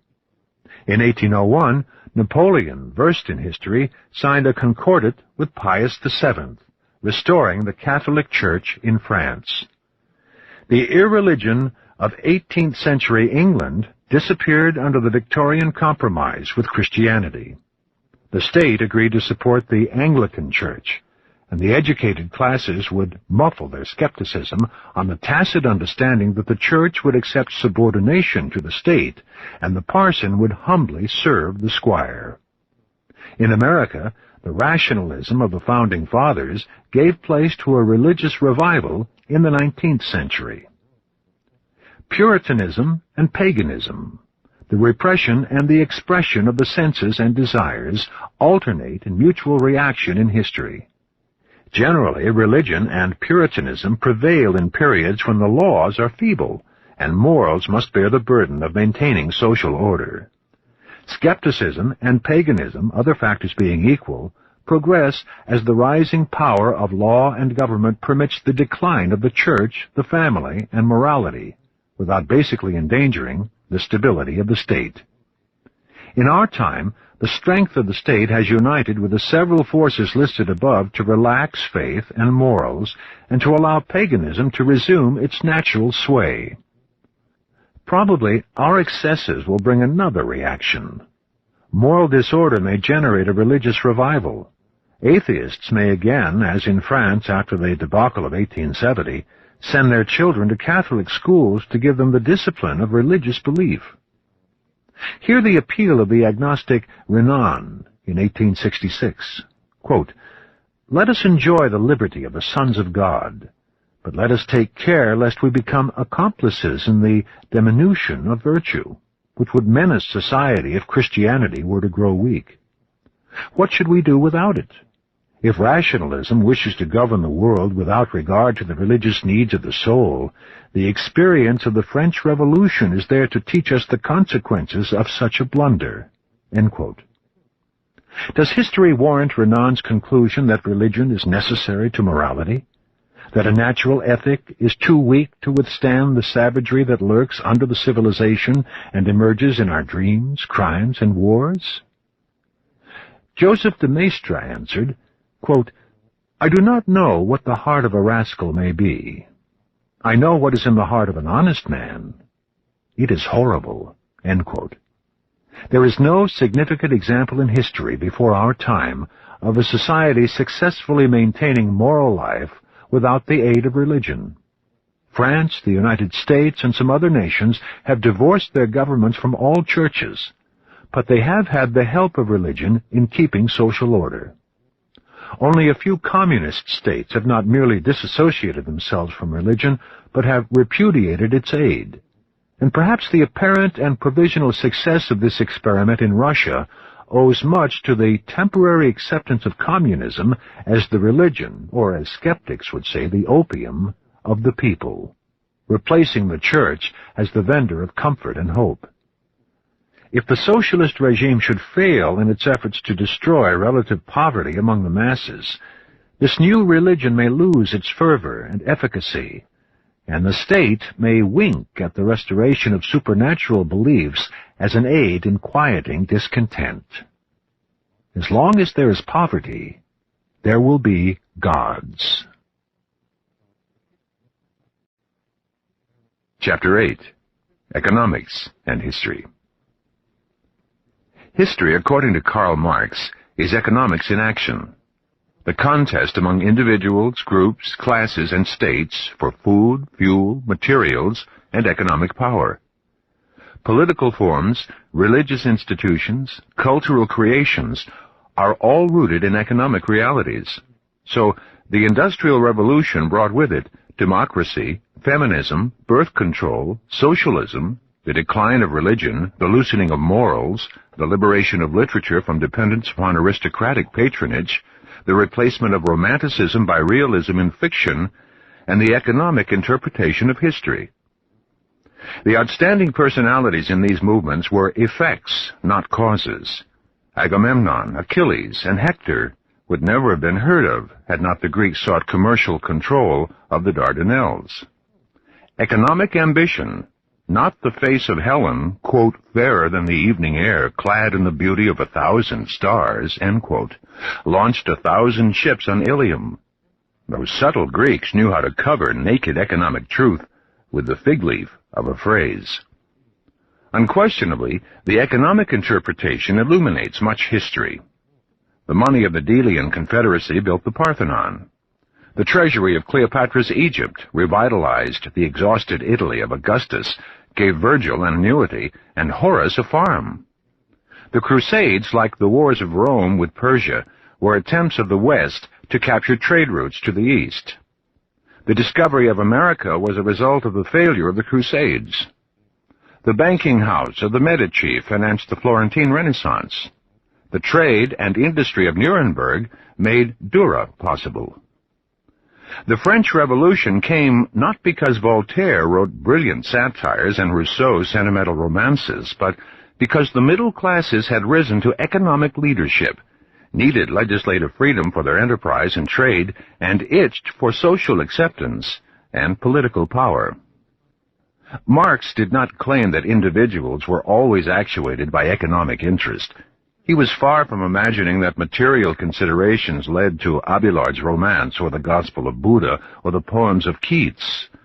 But perhaps he underestimated the role played by non-economic incentives in the behavior of masses, by religious fervor as in Moslem or Spanish armies, by nationalistic ardor as in Hitler's troops or Japan's kamikazes, by the self-fertilizing fury of mobs as in the Gordon riots of June 2nd through 8th, 1780 in London, or the massacres of September 2nd through 7th, 1792 in Paris. In such cases, the motives of the usually hidden leaders may be economic, but the result is largely determined by the passions of the mass. In many instances, political or military power was apparently the cause rather than the result of economic operations, as in the seizure of Russia by the Bolsheviks in 1917, or in the army coups that punctuate South American history. Who would claim that the Moorish conquest of Spain, or the Mongol conquest of Western Asia, or the Mughal conquest of India was the product of economic power? In these cases, the poor proved stronger than the rich. Military victory gave political ascendancy, which brought economic control. The generals could write a military interpretation of history. Allowing for these cautions, we may derive endless instruction from the economic analysis of the past. We observe that the invading barbarians found Rome weak because the agricultural population which had formerly supplied the legions with hardy and patriotic warriors fighting for land had been replaced by slaves laboring listlessly on vast farms owned by one man or a few. Today, the inability of small farms to use the best machinery profitably is again forcing agriculture into large-scale production under capitalistic or communistic ownership. It was once said that civilization is a parasite on the man with the hoe. But the man with the hoe no longer exists. He is now a hand at the wheel of a tractor or a combine. Agriculture becomes an industry, and soon the farmer must choose between being an employee of a capitalist and being the employee of a state. At the other end of the scale, history reports that the men who can manage men manage the men who can manage only things, and the men who can manage money manage all. So, the bankers watching the trends in agriculture, industry, and trade, inviting and directing the flow of capital, putting our money doubly and trebly to work, controlling loans and interest and enterprise, running great risks to make great gains, rise to the top of the economic pyramid. From the Medici of Florence and the Fuggers of Augsburg, to the Rothschilds of Paris and London, and the Morgans of New York, bankers have sat in the councils of governments, financing wars and popes, and occasionally sparking a revolution. Perhaps it is one secret of their power that, having studied the fluctuations of prices, they know that history is inflationary, and that money is the last thing a wise man will hoard. The experience of the past leaves little doubt that every economic system must sooner or later rely upon some form of the profit motive to stir individuals and groups to productivity. Substitutes like slavery, police supervision, or ideological enthusiasm prove too unproductive, too expensive, or too transient. Normally and generally, men are judged by their ability to produce, except in war, when they are ranked according to their ability to destroy. Since practical ability differs from person to person, the majority of such abilities in nearly all societies is gathered in a minority of men. The concentration of wealth is a natural result of this concentration of ability, and regularly recurs in history. The rate of concentration varies, other factors being equal, with the economic freedom permitted by morals and the laws. Despotism may for a time retard the concentration. Democracy, allowing the most liberty, accelerates it. The relative equality of Americans before 1776 has been overwhelmed by 1,000 forms of physical, mental, and economic differentiation, so that the gap between the wealthiest and the poorest is now greater than at any time since imperial plutocratic Rome. In progressive societies, the concentration may reach a point where the strength of numbers in the many poor rivals the strength of ability in the few rich. Then, the unstable equilibrium generates a critical situation, which history has diversely met by legislation redistributing wealth, or by revolution, distributing poverty. In the Athens of 594 BC, according to Plutarch, quote, the disparity of fortune between the rich and the poor had reached its height, so that the city seemed to be in a dangerous condition, and no other means of freeing it from disturbances seemed possible but despotic power. End quote. The poor, finding their status worsened with each year, the government in the hands of their masters and the corrupt courts deciding every issue against them, began to talk of violent revolt. The rich, angry at the challenge to their property, prepared to defend themselves by force. Good sense prevailed. Moderate elements secured the election of Solon, a businessman of aristocratic lineage, to the supreme archonship. He devaluated the currency, thereby easing the burden of all debtors, though he himself was a creditor. He reduced all personal debts and ended imprisonment for debt. He canceled arrears for taxes and mortgage interest. He established a graduated income tax that made the rich pay at a rate 12 times that required of the poor. He reorganized the courts on a more popular basis, and he arranged that the sons of those who had died in war for Athens should be brought up and educated at the government's expense. The rich protested that his measures were outright confiscation. The radicals complained that he had not redivided the land, but within a generation almost all agreed that his reforms had saved Athens from revolution.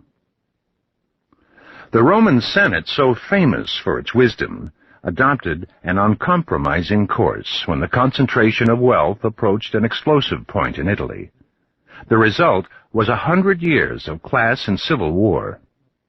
Tiberius Gracchus, an aristocrat elected as tribune of the people, proposed to redistribute land by limiting ownership to 333 acres per person and allotting surplus land to the restive proletariat of the capital. The Senate rejected his proposal as confiscatory. He appealed to the people, telling them, quote, "You fight and die to give wealth and luxury to others.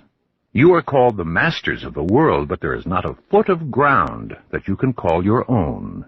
End quote. Contrary to Roman law, he campaigned for re-election as tribune. In an election day riot, he was slain, 133 BC. His brother, Caius, taking up his cause, failed to prevent a renewal of violence and ordered his servant to kill him. The slave obeyed, and then killed himself, 121 BC. 3,000 of Caius's followers were put to death by senatorial decree. Marius became the leader of the plebs, but withdrew when the movement verged on revolution. Catiline proposed proposing to abolish all debts, organized a revolutionary army of wretched paupers. He was inundated by Cicero's angry eloquence and died in a battle against the state, 62 BC.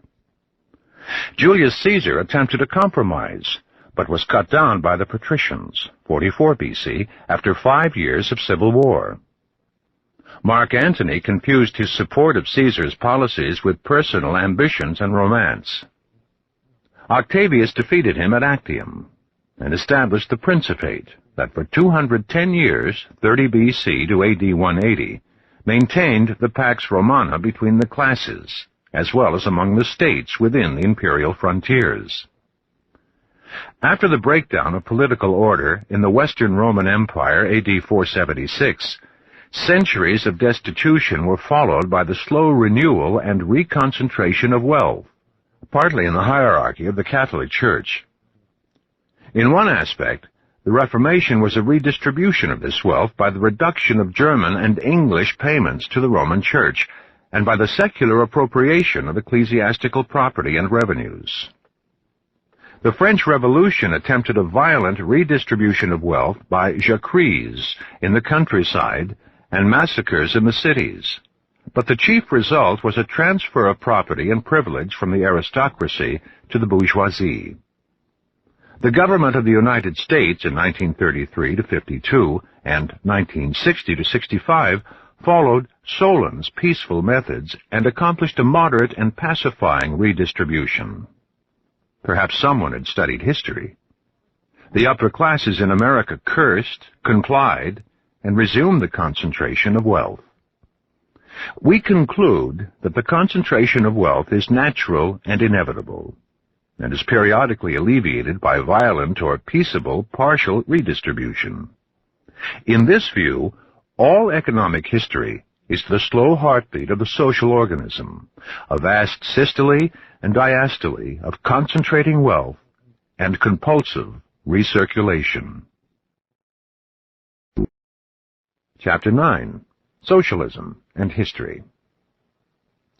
The struggle of socialism against capitalism is part of the historic rhythm in the concentration and dispersion of wealth. The capitalist, of course, has fulfilled a creative function in history. He has gathered the savings of the people into productive capital by the promise of dividends or interest. He has financed the mechanization of industry and agriculture and the rationalization of distribution. And the result has been such a flow of goods from producer to consumer as history has never seen before.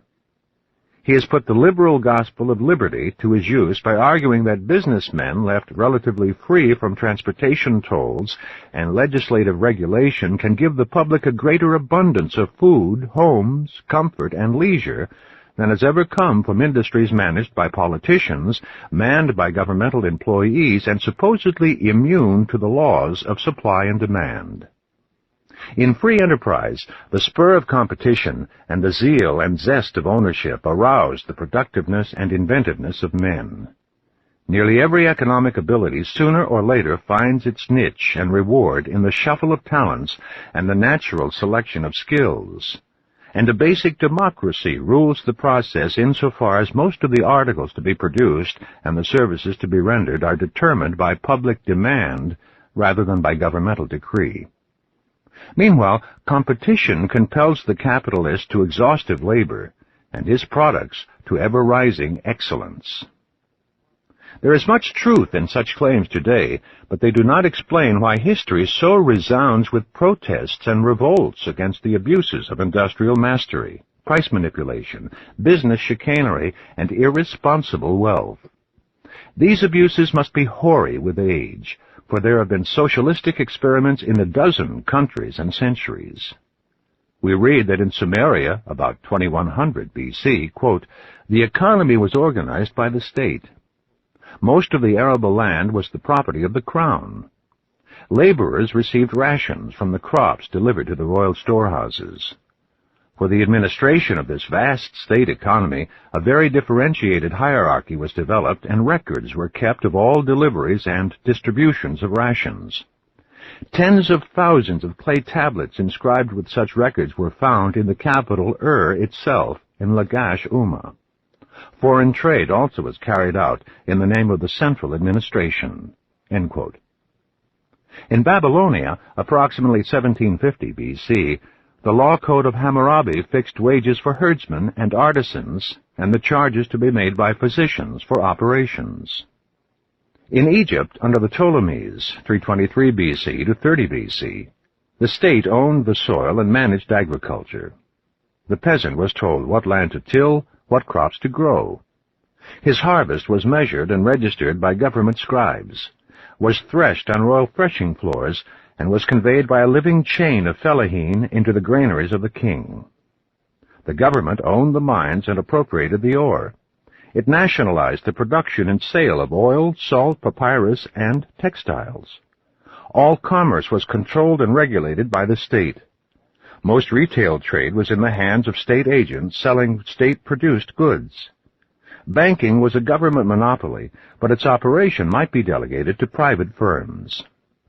Taxes were laid upon every person, industry, process, product, sale, and legal document. To keep track of taxable transactions and income, the government maintained a swarm of scribes and a complex system of personal and property registration. The revenue of this system made the Ptolemaic the richest state of the time. Great engineering enterprises were completed, agriculture was improved, and a large portion of the profits went to develop and adorn the country and to finance its cultural life. About 290 B.C., the famous museum and library of Alexandria were founded. Science and literature flourished. At uncertain dates in this Ptolemaic era, some scholars made the Septuagint translation of the Pentateuch into Greek. Soon, however, the pharaohs took to expensive wars, and after 246 B.C. they gave themselves to drink and venery, allowing the administration of the state and the economy to fall into the hands of rascals who ground every possible penny out of the poor. Generation after generation, the government's exactions grew. Strikes increased in number and violence. In the capital, Alexandria, the populace was bribed to peace by bounties and spectacles, but it was watched by a large military force, was allowed no voice in the government, and became, in the end, a violent mob. Agriculture and industry decayed through lack of incentive. Moral disintegration spread, and order was not restored until Octavius brought Egypt under Roman rule 30 B.C. Rome had its socialist interlude under Diocletian. Faced with increasing poverty and restlessness among the masses, and with imminent danger of barbarian invasion, he issued in AD 301 an Edictum de Pretis, which denounced monopolists for keeping goods from the market to raise prices, and set maximum prices and wages for all important articles and services. Extensive public works were undertaken to put the unemployed to work, and food was distributed gratis or at reduced prices to the poor. The government, which already owned most mines, quarries, and salt deposits, brought nearly all major industries and guilds under detailed control. In every large town, we are told, the state became a powerful employer, standing head and shoulders above the private industrialists who were in any case crushed by taxation. When businessmen predicted ruin, Diocletian explained that the barbarians were at the gate, and that individual liberty had to be shelved until collective liberty could be made secure. The socialism of Diocletian was a war economy, made possible by fear of foreign attack. Other factors equal, internal liberty varies inversely as external danger. The task of controlling men in economic detail proved too much for Diocletian's expanding, expensive, and corrupt bureaucracy. To support this officialdom, the army, the court, public works, and the dole, taxation rose to such heights that men lost incentive to work or earn, and an erosive contest began between lawyers finding devices to evade taxes and lawyers formulating laws to prevent evasion.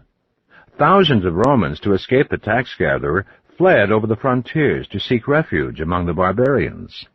Seeking to check this elusive mobility and to facilitate regulation and taxation, the government issued decrees binding the peasant to his field, and the worker to his shop until all his debts and taxes had been paid.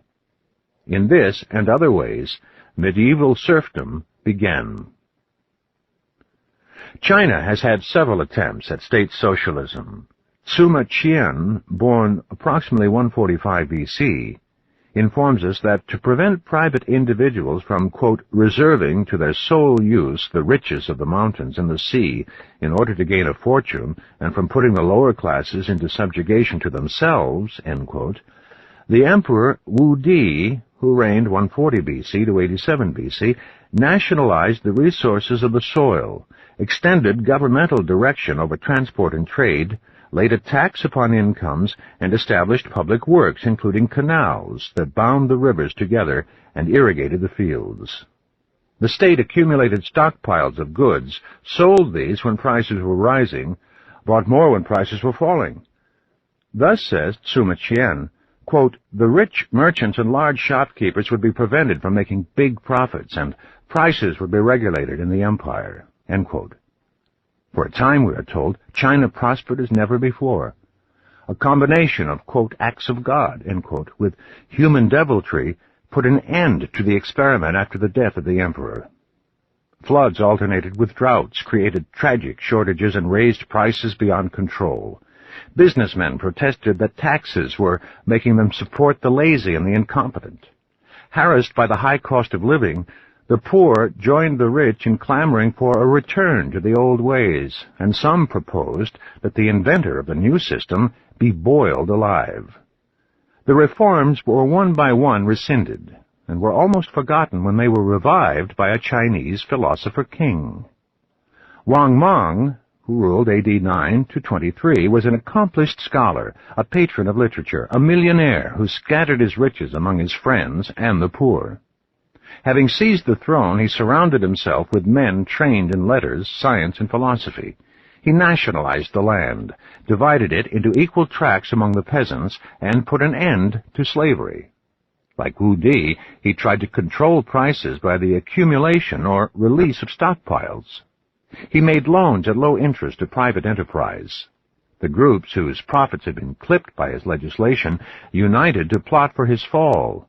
They were helped by drought and flood and foreign invasion.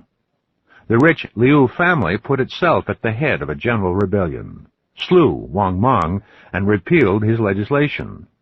Everything was as before. 1,000 years later, Wang Anshu, as premier, 1068 to 85, undertook a pervasive governmental domination of the Chinese economy.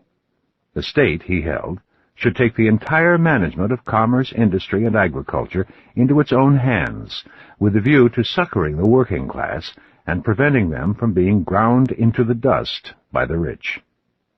He rescued the peasants from the moneylenders by loans at low interest.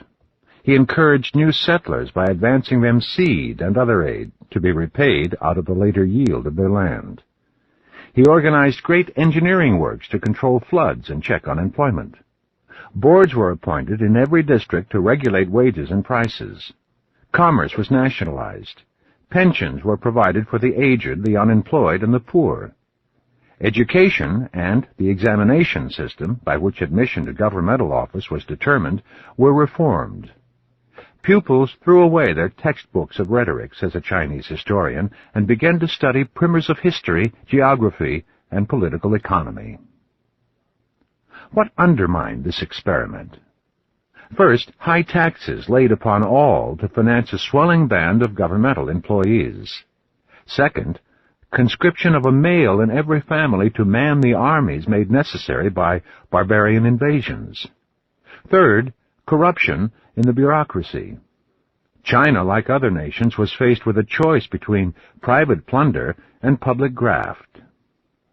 Conservatives, led by Wang Anshu's brother, argued that human corruptibility and incompetence make governmental control of industry impracticable, and that the best economy is a laissez-faire system that relies on the natural impulses of men.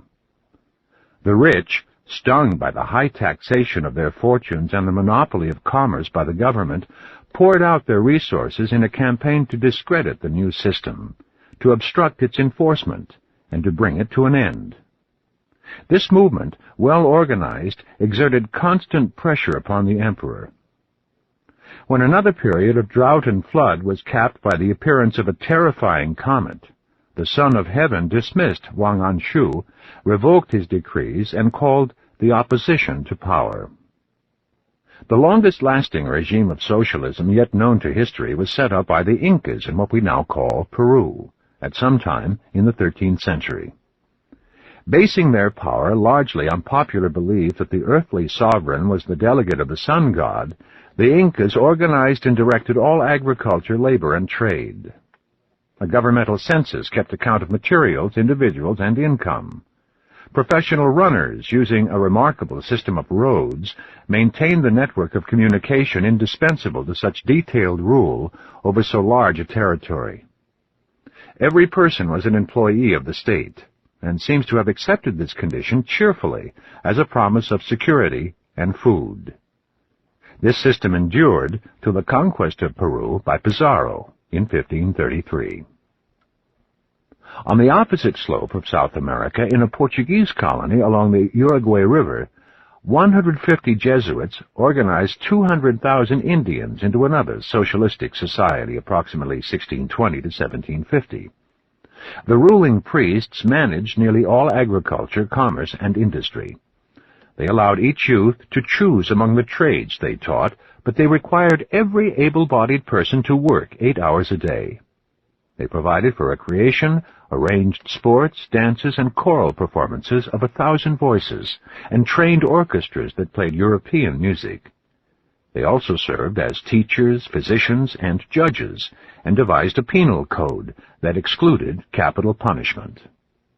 By all accounts, the natives were docile and content, and when the community was attacked, it defended itself with an ardor and ability that surprised the assailants. In 1750, Portugal ceded to Spain territory including 7 of the Jesuit settlements. A rumor having spread that the lands of these colonies contained gold, the Spanish in America insisted on immediate occupation. The Portuguese government, under Pombal, then at odds with the Jesuits, ordered the priests and the natives to leave the settlements, and after some resistance by the Indians, the experiment came to an end. In the social revolt that accompanied the Protestant Reformation in Germany, communistic slogans based on the Bible were advanced by several rebel leaders. Thomas Munzer, a preacher, called upon the people to overthrow the princes, the clergy, and the capitalists, and to establish a, quote, refined society, end quote, in which all things were to be in common. He recruited an army of peasants, inspired them with accounts of communism among the apostles, and led them to battle. They were defeated. 5,000 of them were slain. Munzer was beheaded, 1525. Hans Hut, accepting Munzer's teachings, organized at Austerlitz an Anabaptist community that practiced communism for almost a century, approximately 1530 to 1622. John of Leyden led a group of Anabaptists in capturing control of Munster, the capital of Westphalia. There, for 14 months, they maintained a communistic regime, 1534 to 35. In the 17th century, a group of, quote, levelers, end quote, in Cromwell's army begged him in vain to establish a communistic utopia in England. The socialist agitation subsided during the Restoration, but it rose again when the Industrial Revolution revealed the greed and brutality of early capitalism. Child labor, woman labor, long hours, low wages, and disease-breeding factories and slums. Karl Marx and Friedrich Engels gave the movement its Magna Carta in the Communist Manifesto of 1847, and its Bible in Das Kapital, 1867 to 95. They expected that socialism would be effected first in England, because industry was there most developed, and had reached a stage of centralized management that seemed to invite appropriation by the government. They did not live long enough to be surprised by the outbreak of communism in Russia. Why did modern socialism come first in a Russia where capitalism was in its infancy and there were no large corporations to ease the transition to state control? Centuries of peasant poverty and reams of intellectual revolt had prepared the way, but the peasants had been freed from serfdom in 1861, and the intellectuals had been inclined toward an anarchism antipodal to an all-absorbing state. Probably the Russian Revolution of 1917 succeeded because the Tsarist government had been defeated and disgraced by war and bad management. The Russian economy had collapsed in chaos. The peasants returned from the front carrying arms, and Lenin and Trotsky had been given safe conduct and bon voyage by the German government. The revolution took a communistic form because the new state was challenged by internal disorder and external attack. The people reacted as any nation will react under siege. It put aside all individual freedom until order and security could be restored. Here, too, communism was a war economy. Perhaps it survives through continued fear of war. Given a generation of peace, it would presumably be eroded by the nature of man. Socialism in Russia is now restoring individualistic motives to give its system greater productive stimulus and to allow its people more physical and intellectual liberty. Meanwhile, capitalism undergoes a correlative process of limiting individualistic acquisition by semi-socialistic legislation and the redistribution of wealth through the welfare state. Marx was an unfaithful disciple of Hegel. He interpreted the Hegelian dialectic as implying that the struggle between capitalism and socialism would end in the complete victory of socialism. But if the Hegelian formula of thesis, antithesis, and synthesis is applied to the Industrial Revolution as thesis, and to capitalism versus socialism as antithesis, the third condition would be a synthesis of capitalism and socialism, and to this reconciliation the Western world visibly moves. Year by year, the role of Western governments in the economy rises. The share of the private sector declines. Capitalism retains the stimulus of private property, free enterprise, and competition, and produces a rich supply of goods. High taxation, falling heavily upon the upper classes, enables the government to provide for a self-limited population, unprecedented services in education, health, and recreation. The fear of capitalism has compelled socialism to widen freedom, and the fear of socialism has compelled capitalism to increase equality. East is west, and west is east, and soon the twain will meet. Chapter 10. Government and History. Alexander Pope thought that only a fool would dispute over forms of government. History has a good word to say for all of them, and for government in general. Since men love freedom, and the freedom of individuals in society requires some regulation of conduct, the first condition of freedom is its limitation. Make it absolute, and it dies in chaos. So the prime task of government is to establish order. Organized central force is the sole alternative to incalculable and disruptive force in private hands. Power naturally converges to a center, for it is ineffective when divided, diluted, and spread, as in Poland, under the liberum veto. Hence, the centralization of power in the monarchy by Richelieu or Bismarck over the protest of feudal barons has been praised by historians. A similar process has centered power in the federal government in the United States. It was of no use to talk of states' rights when the economy was ignoring state boundaries and could be regulated only by some central authority. Today, international government is developing as industry, commerce, and finance override frontiers and take international forms. Monarchy seems to be the most natural kind of government, since it applies to the group the authority of the father in a family, or the chieftain in a warrior band. If we were to judge forms of government from their prevalence and duration in history, we should have to give the palm to monarchy.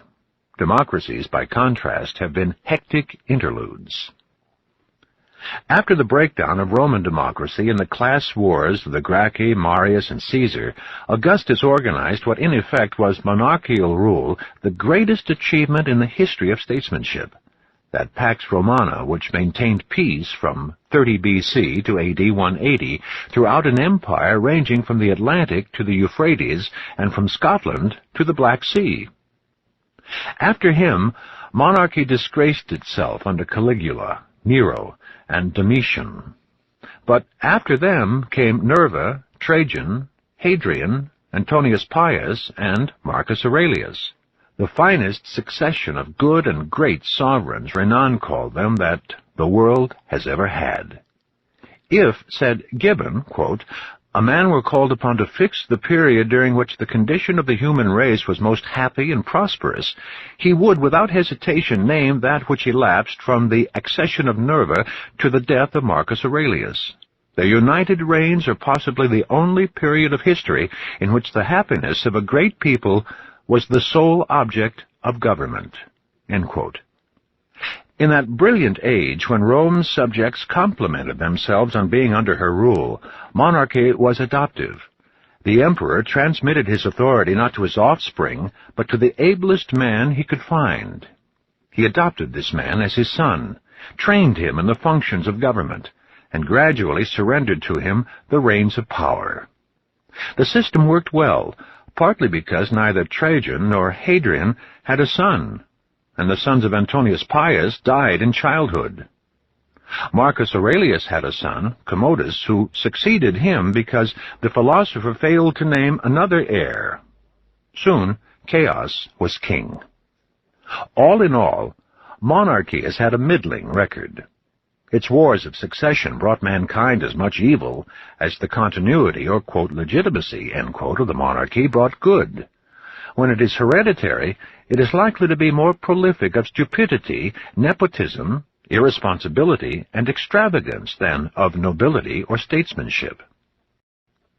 Louis XIV has often been taken as the paragon of modern monarchs, but the people of France rejoiced at his death.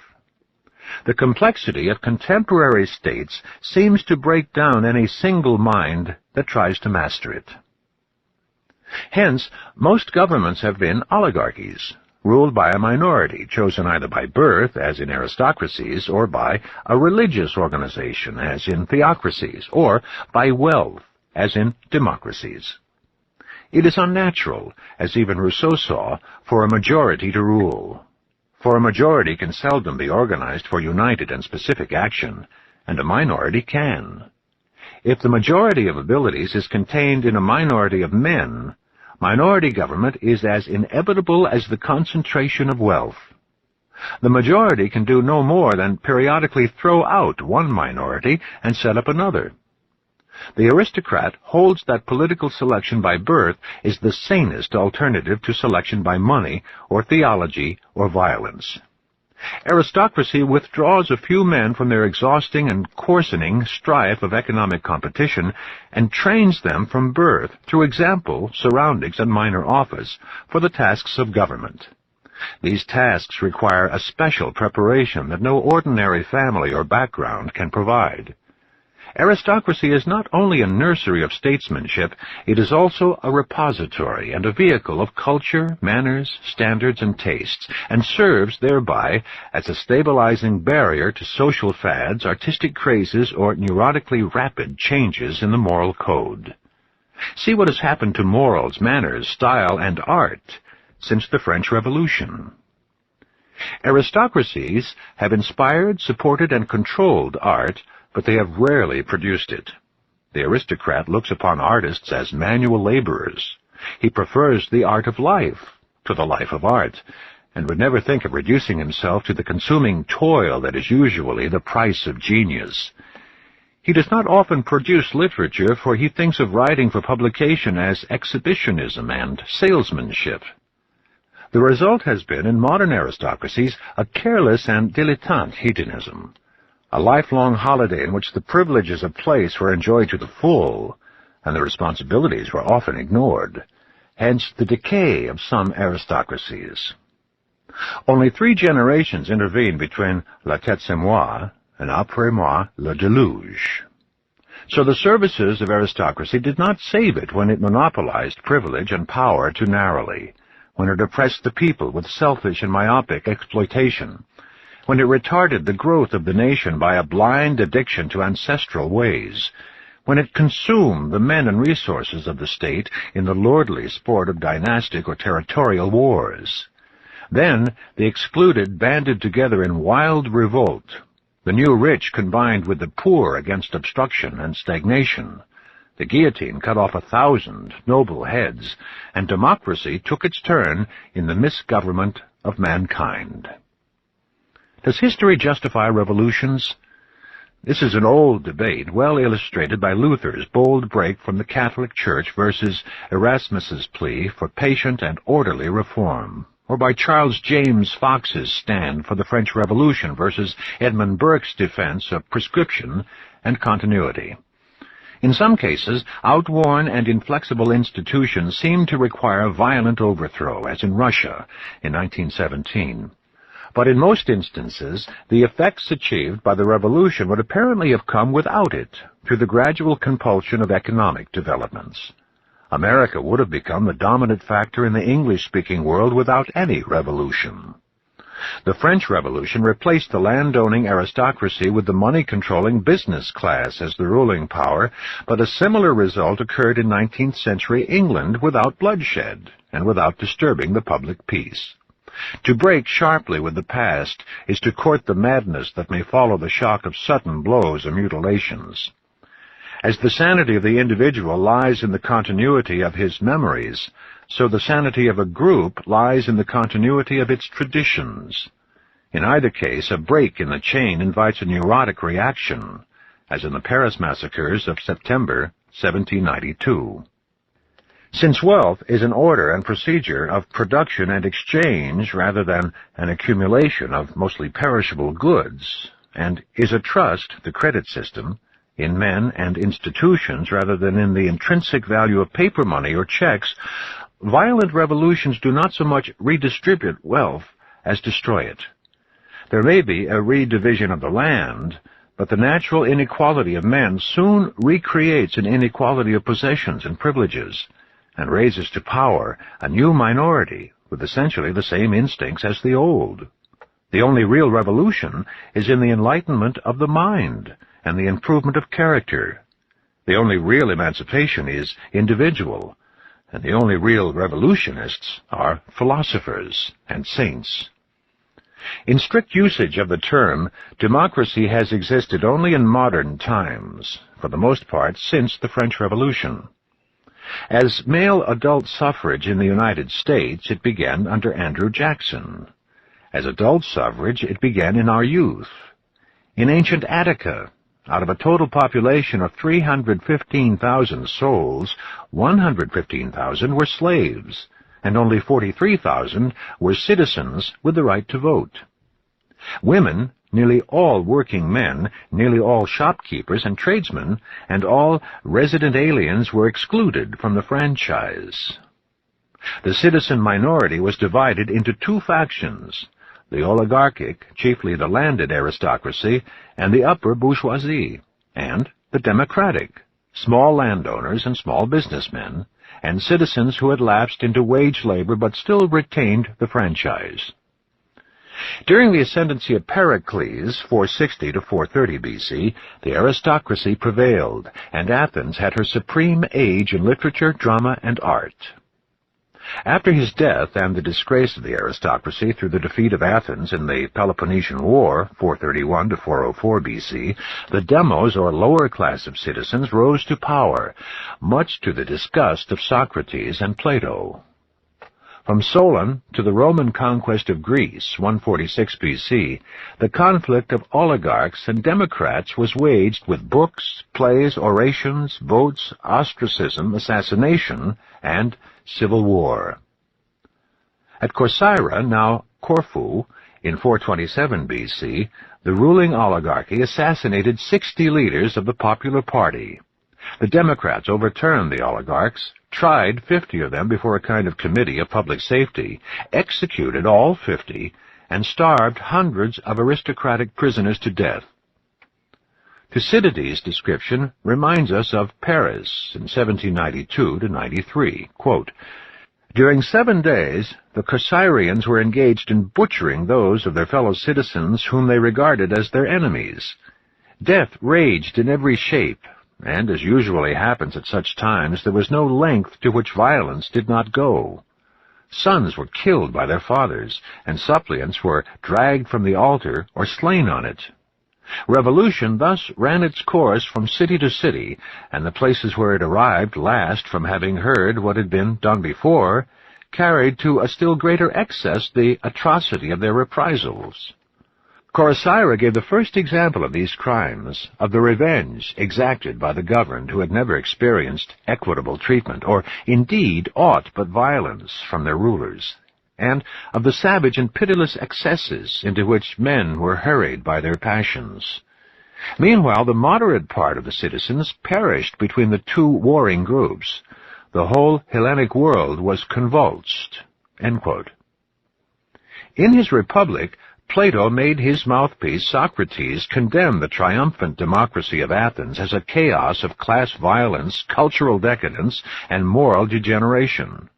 The Democrats, quote, contemptuously rejected temperance as unmanliness.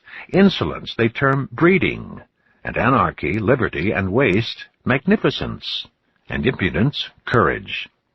The father gets accustomed to descend to the level of his sons and to fear them, and the son to be on a level with his father, having no shame or fear of his parents.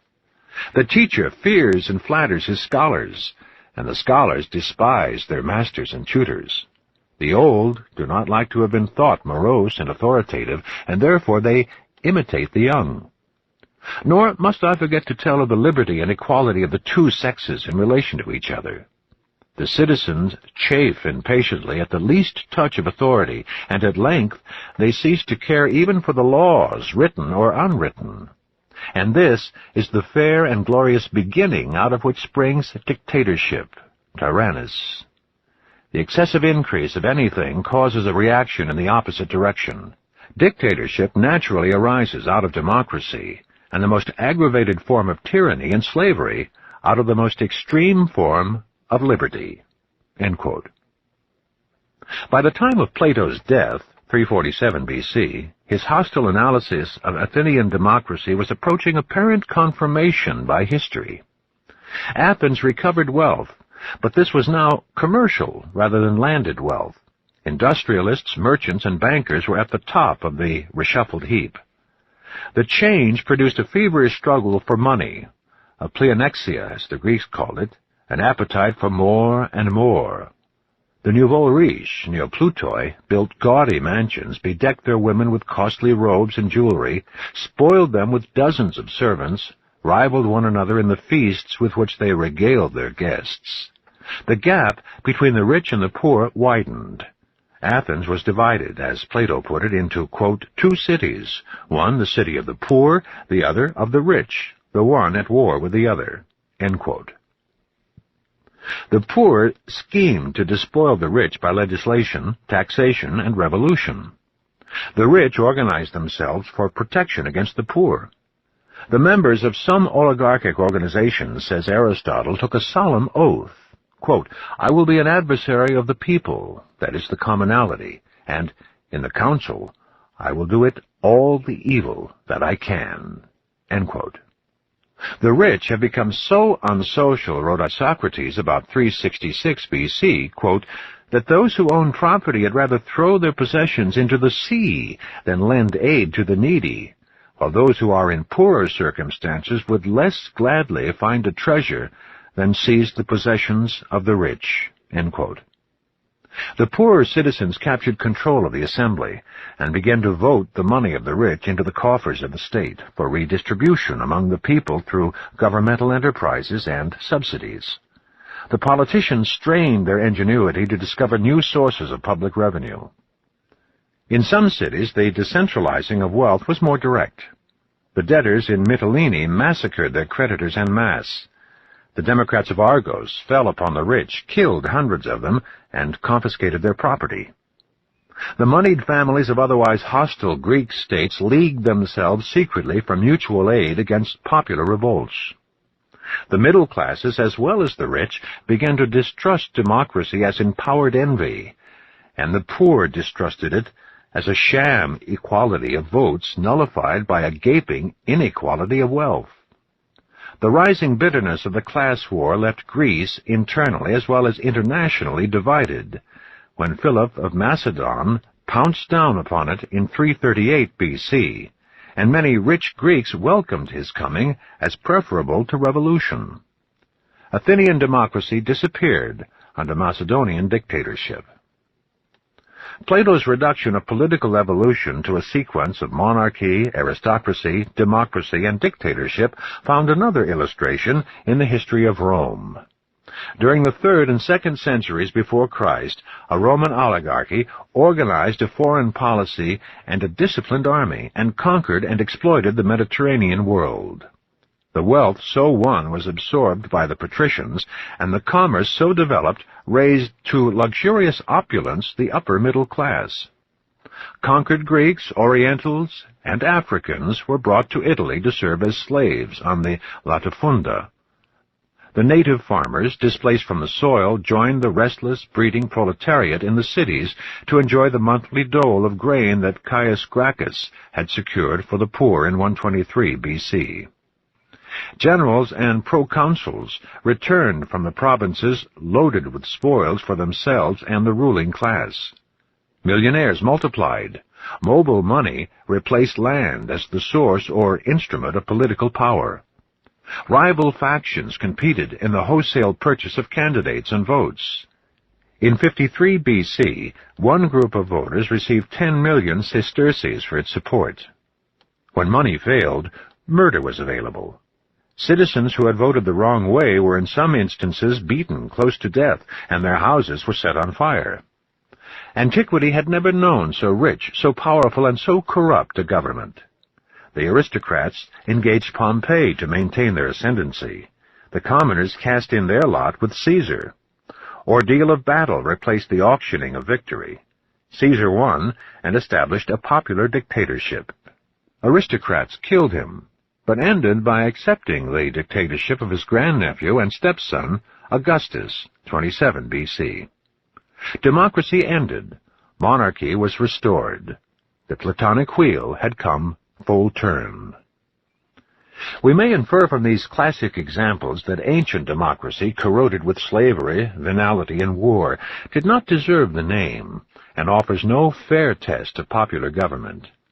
In America, democracy had a wider base. It began with the advantage of a British heritage. Anglo-Saxon law, which from Magna Carta onward had defended the citizens against the state, and Protestantism, which had opened the way to religious and mental liberty. The American Revolution was not only a revolt of colonials against a distant government, it was also an uprising of a native middle class against an imported aristocracy. The rebellion was eased and quickened by an abundance of free land and a minimum of legislation. Men who owned the soil they tilled and, within the limits of nature, controlled the conditions under which they lived, had an economic footing for political freedom. Their personality and character were rooted in the earth. It was such men who made Jefferson president. Jefferson, who was as skeptical as Voltaire and as revolutionary as Rousseau. A government that governed least was admirably suited to liberate those individualistic energies that transformed America from a wilderness to a material utopia, and from the child and ward to the rival and guardian of Western Europe. And while rural isolation enhanced the freedom of the individual, national isolation provided liberty and security within protective seas. These and 100 other conditions gave to America a democracy more basic and universal than history had ever seen. Many of these formative conditions have disappeared. Personal isolation is gone through the growth of cities. Personal independence is gone through the dependence of the worker upon tools and capital that he does not own, and upon conditions that he cannot control. War becomes more consuming, and the individual is helpless to understand its causes or to escape its effects. Free land is gone, though home ownership spreads with a minimum of land. The once self-employed shopkeeper is in the toils of the big distributor, and may echo Marx's complaint that everything is in chains. Economic freedom, even in the middle classes, becomes more and more exceptional, making political freedom a consolatory pretense. And all this has come about not, as we thought in our hot youth, through the perversity of the rich, but through the impersonal fatality of economic development, and through the nature of man. Every advance in the complexity of the economy puts an added premium upon superior ability and intensifies the concentration of wealth, responsibility, and political power. Democracy is the most difficult of all forms of government since it requires the widest spread of intelligence, and we forgot to make ourselves intelligent when we made ourselves sovereign. Education is spread, but intelligence is perpetually retarded by the fertility of the simple. A cynic remarked that, quote, "You mustn't enthrone ignorance just because there is so much of it," end quote.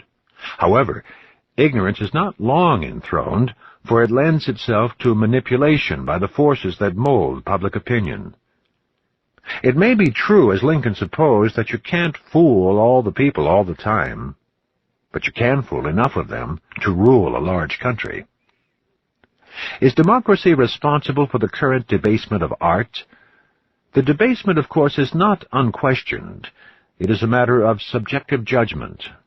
And those of us who shudder at its excesses, its meaningless blotches of color, its collages of debris, its babbles of cacophony, are doubtless imprisoned in our past and dulled to the courage of experiment. The producers of such nonsense are appealing not to the general public, which scorns them as lunatics, degenerates, or charlatans, but to gullible middle-class purchasers who are hypnotized by auctioneers and thrilled by the new, however deformed. Democracy is responsible for this collapse only in the sense that it has not been able to develop standards and tastes to replace those with which aristocracies once kept the imagination and individualism of artists within the bounds of intelligible communication, the illumination of life and the harmony of parts in a logical sequence and a coherent whole. If art now seems to lose itself in bizarreries, this is not only because it is vulgarized by mass suggestion or domination, but also because it has exhausted the possibilities of old schools and forms and flounders for a time in the search for new patterns and styles, new rules and disciplines. All deductions having been made, democracy has done less harm and more good than any other form of government. It gave to human existence a zest and camaraderie that outweighed its pitfalls and defects. It gave to thought and science and enterprise the freedom essential to their operation and growth. It broke down the walls of privilege and class, and in each generation it raised up ability from every rank and place. Under its stimulus, Athens and Rome became the most creative cities in history, and America in 2 centuries has provided abundance for an unprecedentedly large proportion of its population. Democracy has now dedicated itself resolutely to the spread and lengthening of education and to the maintenance of public health. If equality of educational opportunity can be established, democracy will be real and justified. For this is the vital truth beneath its catchwords, that though men cannot be equal, their access to education and opportunity can be made more nearly equal. The rights of man are not the rights to office and power, but the rights of entry into every avenue that may nourish and test a man's fitness for office and power. A right is not a gift of God or nature, but a privilege which it is good for the group that the individual should have. In England and the United States, in Denmark, Norway, and Sweden, in Switzerland and Canada, democracy is today sounder than ever before. It has defended itself with courage and energy against the assaults of foreign dictatorship, and has not yielded to dictatorship at home. But if war continues to absorb and dominate it, or if the itch to rule the world requires a large military establishment and appropriation, the freedoms of democracy may one by one succumb to the discipline of arms and strife. If race or class war divides us into hostile camps, changing political argument into blind hate, one side or the other may overturn the hustings with the rule of the sword. If our economy of freedom fails to distribute wealth as ably as it has created it, the road to dictatorship will be open to any man who can persuasively promise security to all. And a martial government, under whatever charming phrases, will engulf the democratic world. Chapter 11. History and War. War is one of the constants of history, and is not diminished with civilization or democracy. In the last 3,421 years of recorded history, only 268 have seen no war. We have acknowledged war as at present the ultimate form of competition and natural selection in the human species. Polemos pater panton, said Heraclitus. War, or competition, is the father of all things, the potent source of ideas, inventions, institutions, and states. Peace is an unstable equilibrium, which can be preserved only by acknowledged supremacy or equal power. The causes of war are the same as the causes of competition among individuals: acquisitiveness, pugnacity, and pride, the desire for food, land, materials, fuels, mastery. The state has our instincts without our restraints. The individual submits to restraints laid upon him by morals and laws, and agrees to replace combat with conference because the state guarantees him basic protection in his life, property, and legal rights. The state itself acknowledges no substantial restraints, either because it is strong enough to defy any interference with its will, or because there is no superstate to offer it basic protection, and no international law or moral code wielding effective force. In the individual, pride gives added vigor in the competitions of life. In the state, nationalism gives added force in diplomacy and war. When the states of Europe freed themselves from papal overlordship and protection, each state encouraged nationalism as a supplement to its army and navy. If it foresaw conflict with any particular country, it fomented in its people hatred of that country, and formulated catchwords to bring that hatred to a lethal point. Meanwhile, it stressed its love of peace. This conscription of the soul to international phobia occurred only in the most elemental conflicts, and was seldom resorted to in Europe between the religious wars of the 16th century and the wars of the French Revolution. During that interval, the peoples of conflicting states were allowed to respect one another's achievements in civilization. Englishmen traveled safely in France, while France was at war with England, and the French and Frederick the Great continued to admire each other while they fought each other in the 7 Years' War. In the 17th and 18th centuries, war was a contest of aristocracies rather than of peoples. In the 20th century, the improvement of communication, transport, weapons, and means of indoctrination made war a struggle of peoples involving civilians as well as combatants, and winning victory through the wholesale destruction of property and life. One war can now destroy the labor of centuries in building cities, creating art, and developing habits of civilization. In apologetic consolation, war now promotes science and technology, whose deadly inventions, if they are not forgotten in universal destitution and barbarism, may later enlarge the material achievements of peace. In every century, the generals and the rulers, with rare exceptions like Ashoka and Augustus, have smiled at the philosopher's timid dislike of war. In the military interpretation of history, war is the final arbiter, and is accepted as natural and necessary by all but cowards and simpletons. What but the victory of Charles Martel at Tours, 732, kept France and Spain from becoming Mohammedan? What would have happened to our classic heritage if it had not been protected by arms against Mongol and Tartar invasions? We laugh at generals who die in bed, forgetting that they are more valuable alive than dead. But we build statues to them when they turn back a Hitler or a Genghis Khan. "It is pitiful," says the general, "that so many young men die in battle, but more of them die in automobile accidents than in war, and many of them riot and rot for lack of discipline. They need an outlet for their combativeness, their adventurousness, their weariness with prosaic routine.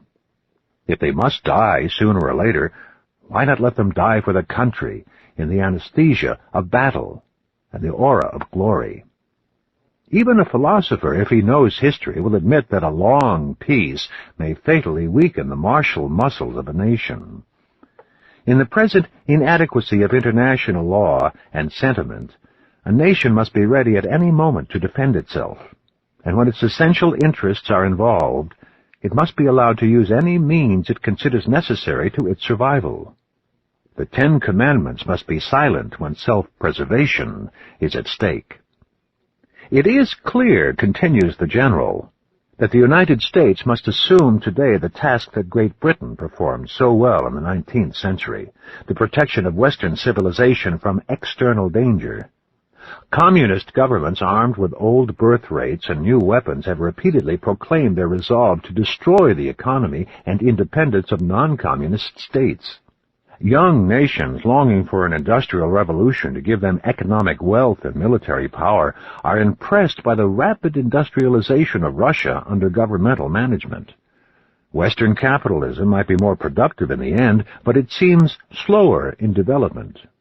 The new governors, eager to control the resources and manhood of their states, are a likely prey to communist propaganda, infiltration, and subversion.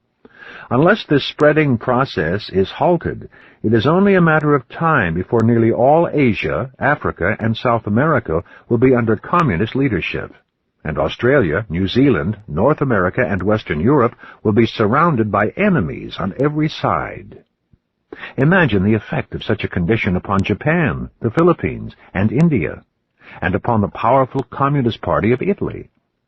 Imagine the effect of a communist victory in Italy upon the communist movement in France. Great Britain, Scandinavia, the Netherlands, and West Germany would be left at the mercy of an overwhelmingly communist continent.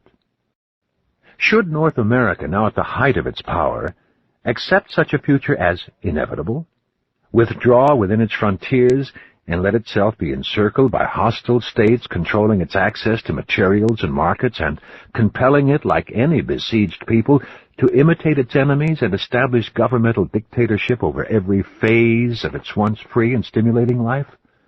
Should the leaders of America consider only the reluctance of this Epicurean generation to face so great an issue, or should they consider also what future generations of Americans would wish that these leaders had done?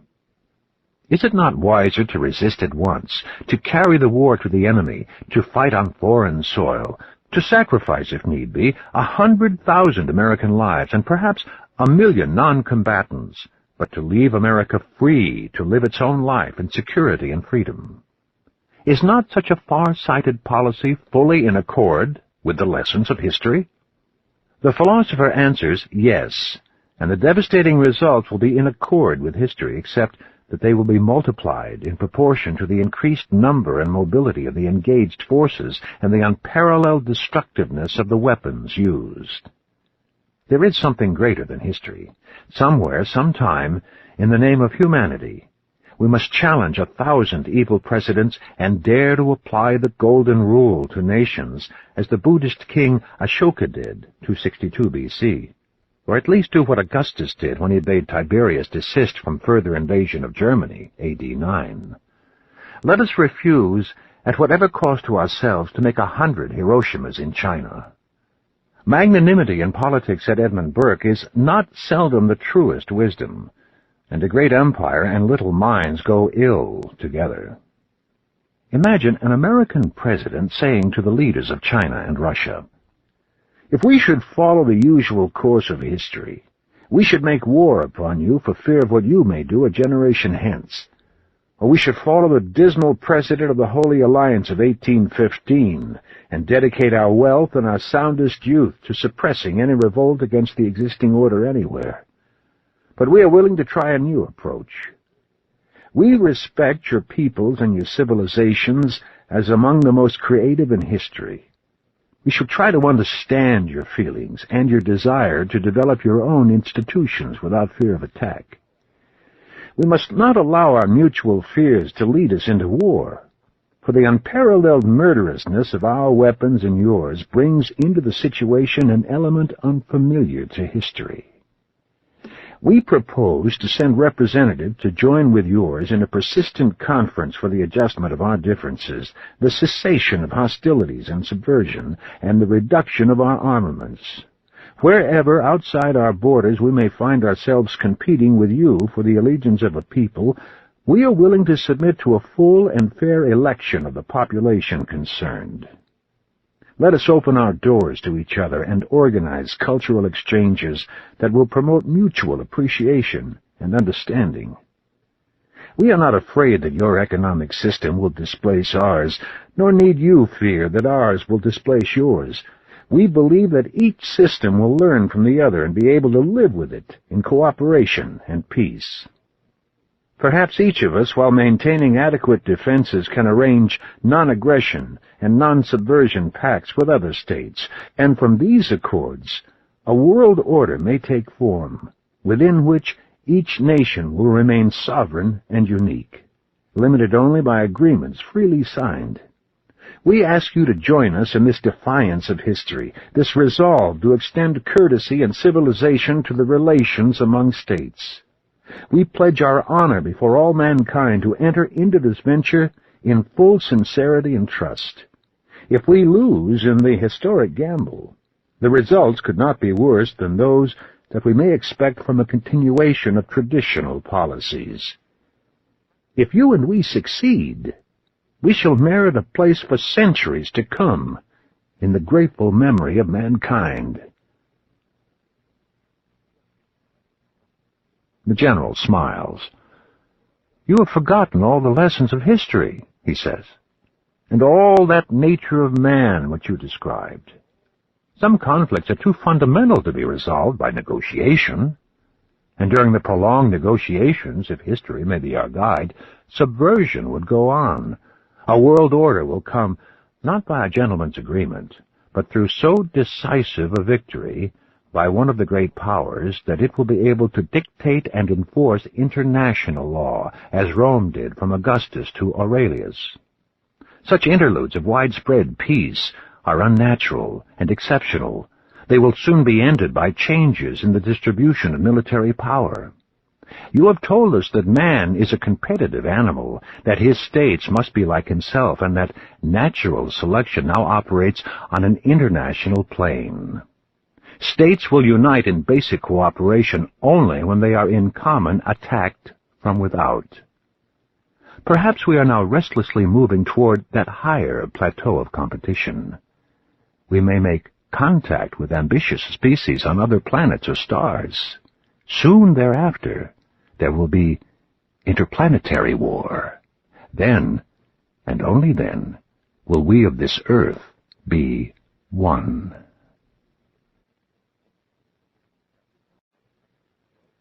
Chapter 12.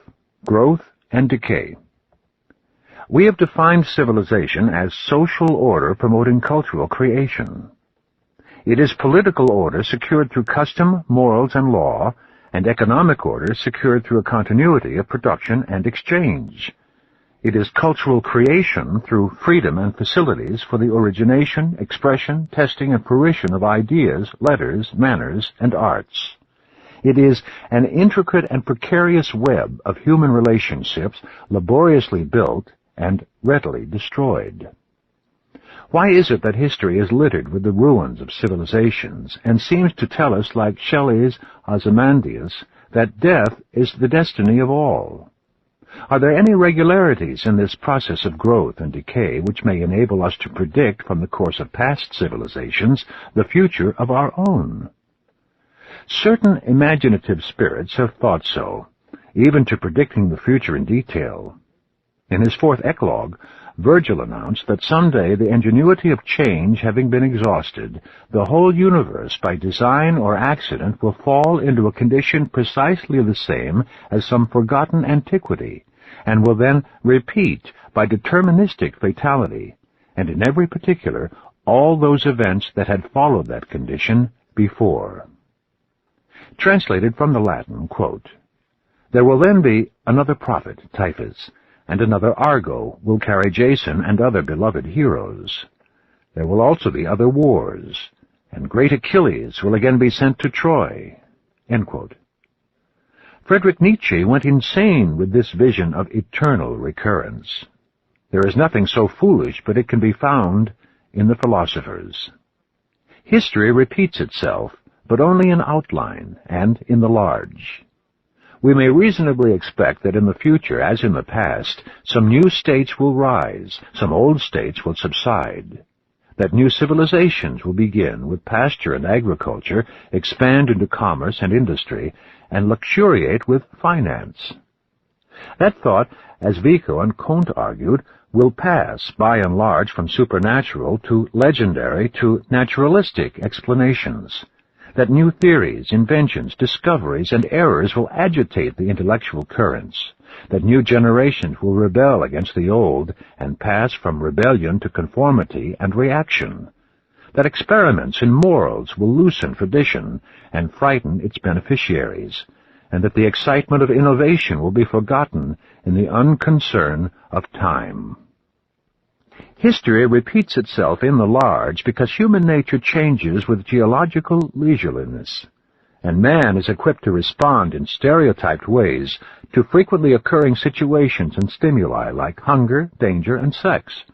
But in a developed and complex civilization, individuals are more differentiated and unique than in a primitive society, and many situations contain novel circumstances requiring modifications of instinctive response. Custom recedes, reasoning spreads. The results are less predictable. There is no certainty that the future will repeat the past. Every year is an adventure. Some masterminds have sought to constrain the loose regularities of history into majestic paradigms. The founder of French socialism, Claude-Henri de Rouvroy, Comte de Saint-Simon, 1760 to 1825, divided the past and the future into an alternation of organic and critical periods. Quote, "The law of human development reveals two distinct and alternative states of society. One, the organic, in which all human actions are classed, foreseen, and regulated by a general theory, and the purpose of social activity is clearly defined. The other, the critical, in which all community of thought, all communal action, all coordination have ceased, and the society is only an agglomeration of separate individuals in conflict with one another. Each of these states or conditions has occupied two periods of history. One organic period preceded that Greek era, which we call the Age of Philosophy, but which we shall more justly call the Age of Criticism. Later, a new doctrine arose, ran through different phases of elaboration and completion, and finally established its political power over Western civilization. The constitution of the Church began a new organic epoch, which ended in the 15th century, when the Reformers sounded the arrival of that Age of Criticism which has continued to our time. In the organic ages, all basic problems, theological, political, economic, moral, have received at least provisional solutions. But soon the progress achieved by the help of these solutions, and under the protection of the institutions realized through them, rendered them inadequate and evoked novelties.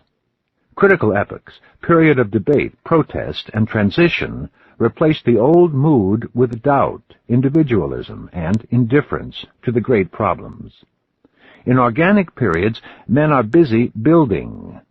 In critical periods, they are busy destroying." End quote. Saint-Simon believed that the establishment of socialism would begin a new organic age of unified belief, organization, cooperation, and stability.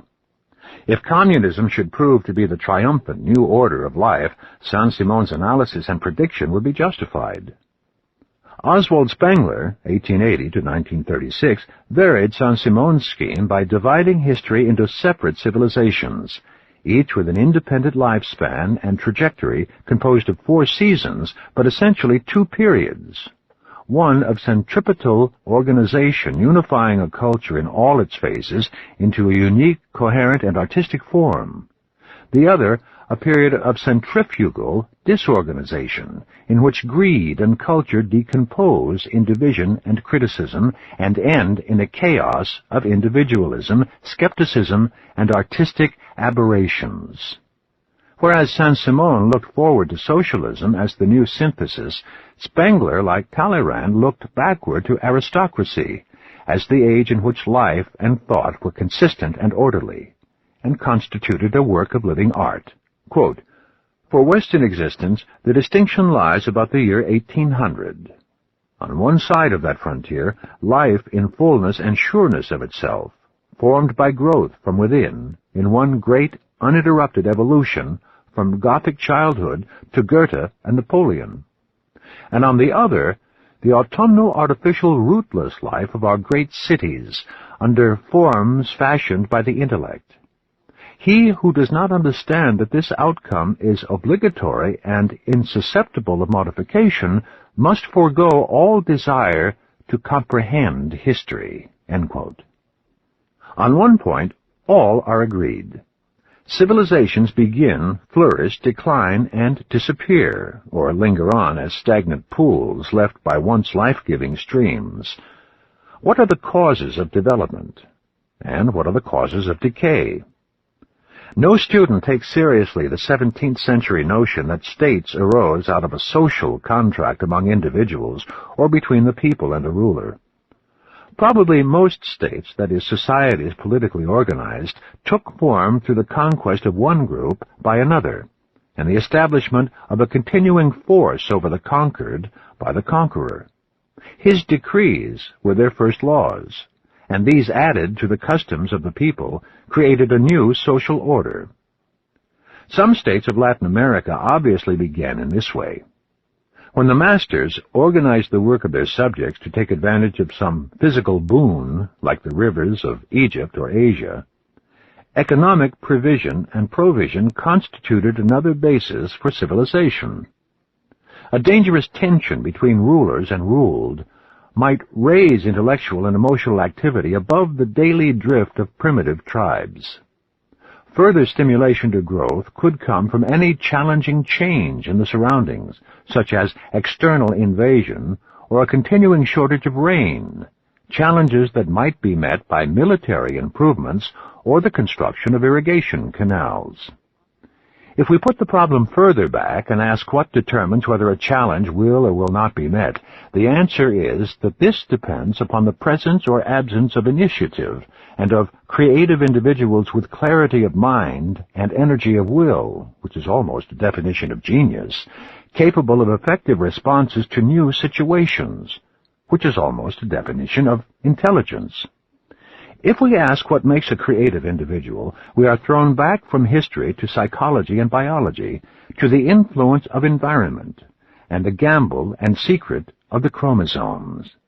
In any case, a challenge successfully met, as by the United States in 1917, 1933, and 1941. If it does not exhaust the victor, like England in 1945, raises the temper and level of a nation, and makes it abler to meet further challenges. If these are the sources of growth, what are the causes of decay? Shall we suppose, with Spengler and many others, that each civilization is an organism, naturally and yet mysteriously endowed with the power of development and the fatality of death? It is tempting to explain the behavior of groups through analogy with physiology or physics, and to ascribe the deterioration of a society to some inherent limit in its loan and tenure of life, or some irreparable running down of internal force. Such analogies may offer provisional illumination, as when we compare the association of individuals with an aggregation of cells, or the circulation of money from banker back to banker with the systole and diastole of the heart. But a group is no organism, physically added to its constituent individuals. It has no brain or stomach of its own. It must think or feel with the brains or nerves of its members. When the group or a civilization declines, It is through no mystic limitation of a corporate life, but through the failure of its political or intellectual leaders to meet the challenges of change. The challenges may come from a dozen sources, and may, by representation or combination, rise to a destructive intensity. Rainfall or oases may fail and leave the earth parched to sterility. The soil may be exhausted by incompetent husbandry or improvident usage. The replacement of free with slave labor may reduce the incentives to production, leaving lands untilled and cities unfed. A change in the instruments or routes of trade, as by the conquest of the ocean or the air, may leave old centers of civilization becalmed and decadent, like Pisa or Venice after 1492. Taxes may mount to the point of discouraging capital investment and productive stimulus. Foreign markets and materials may be lost to more enterprising competition. Excess of imports over exports may drain precious metal from domestic reserves. The concentration of wealth may disrupt the nation in class or race war. The confrontation of population and poverty in great cities may compel a government to choose between enfeebling the economy with a dole and running the risk of riot and revolution. Since inequality grows in an expanding economy, a society may find itself divided between a cultured minority and a majority of men and women too unfortunate by nature or circumstance to inherit or develop standards of excellence and taste. As this majority grows, it acts as a cultural drag upon the minority. Its ways of speech, dress, recreation, feeling, judgment, and thought spread upward, and internal barbarization by the majority is part of the price that the minority pays for its control of educational and economic opportunity. As education spreads, theologies lose credence and receive an external conformity without influence upon conduct or hope. Life and ideas become increasingly secular, ignoring supernatural explanations and fears. The moral code loses aura and force as its human origin is revealed, and as divine surveillance and sanctions are removed. In ancient Greece, the philosophers destroyed the old faith among the educated classes. In many nations of modern Europe, the philosophers achieved similar results.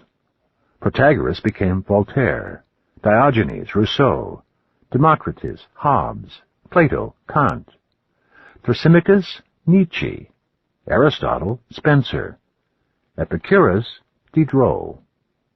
In antiquity and modernity alike, analytical thought dissolved the religion that had buttressed the moral code.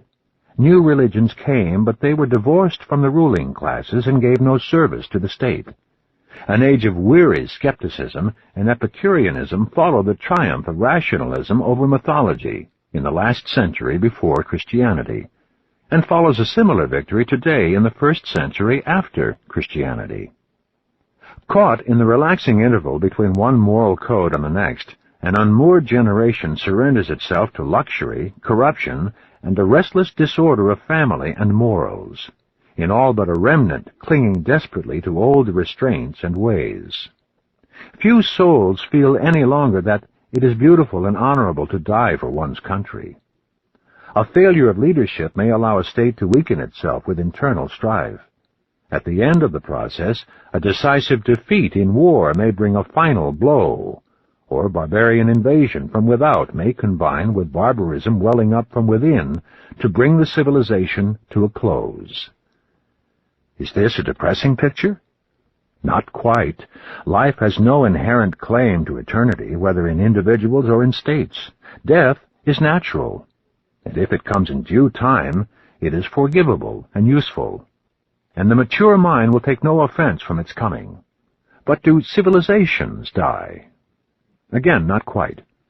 Greek civilization is not really dead, only its frame is gone, and its habitat has changed and spread. It survives in the memory of the race, and in such abundance that no one life, however full and long, could absorb it all. Homer has more readers now than in his own day and land. The Greek poets and philosophers are in every library and college. At this moment, Plato is being studied by 100,000 discoverers of the dear delight of philosophy, overspreading life with understanding thought. This selective survival of creative minds is the most real and beneficent of immortalities. Nations die. Old regions grow arid or suffer other change. Resilient man picks up his tools and his arts and moves on, taking his memories with him. If education has deepened and broadened those memories, civilization migrates with him and builds somewhere another home. In the new land, he need not begin entirely anew, nor make his way without friendly aid. Communication and transport bind him, as in nourishing placenta, with his mother country. Rome imported Greek civilization and transmitted it to Western Europe. America profited from European civilization and prepares to pass it on with a technique of transmission never equaled before. Civilizations are the generations of the racial soul. As life overrides death with reproduction, so an aging culture hands its patrimony down to its heirs, across the years and the seas. Even as these lines are being written, commerce and print, wires and waves, and invisible mercuries of the air are binding nations and civilizations together, preserving for all what each has given to the heritage of mankind. Chapter 13. Is progress real? Against this panorama of nations, morals, and religions, rising and falling, the idea of progress finds itself in dubious shape. Is it only the vain and traditional boast of each modern generation? Since we have admitted no substantial change in man's nature during historic times, all technological advances will have to be written off as merely new means of achieving old ends. The acquisition of goods, the pursuit of one sex by the other, or by the same, the overcoming of competition, the fighting of wars. One of the discouraging discoveries of our disillusioning century is that science is neutral. It will kill for us as readily as it will heal, and will destroy for us more readily than it can build. How inadequate now seems the proud motto of Francis Bacon, "Knowledge is power." Sometimes we feel that the Middle Ages and the Renaissance, which stressed mythology and art rather than science and power, may have been wiser than we, who repeatedly enlarge our instrumentalities without improving our purposes. Our progress in science and technique has involved some tincture of evil with good. Our comforts and conveniences may have weakened our physical stamina and our moral fiber. We have immensely developed our means of locomotion, but some of us use them to facilitate crime and to kill our fellow men or ourselves. We double, triple, centuple our speed, but we shatter our nerves in the process and are the same trousered apes at 2,000 miles an hour as when we had legs. We applaud the cures and incisions of modern medicine, if they bring no side effects worse than the malady. We appreciate the assiduity of our physicians in their mad race with the resilience of microbes and the inventiveness of disease.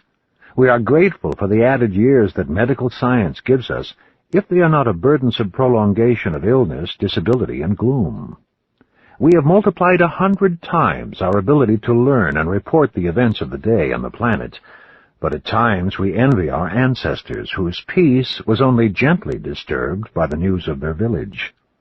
We have laudably bettered the conditions of life for skilled working men and the middle class, but we have allowed our cities to fester with dark ghettos and slimy slums.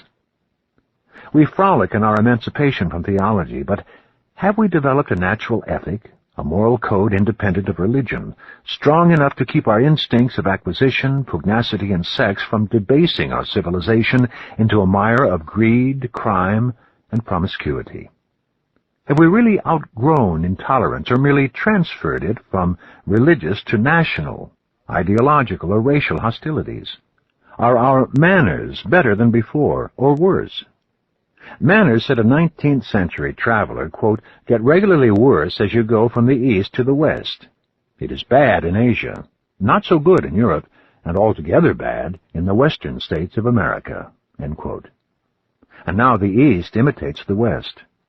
Have our laws offered the criminal too much protection against society and the state? Have we given ourselves more freedom than our intelligence can digest? Or are we nearing such moral and social disorder that frightened parents will run back to Mother Church and beg her to discipline their children at whatever cost to intellectual liberty?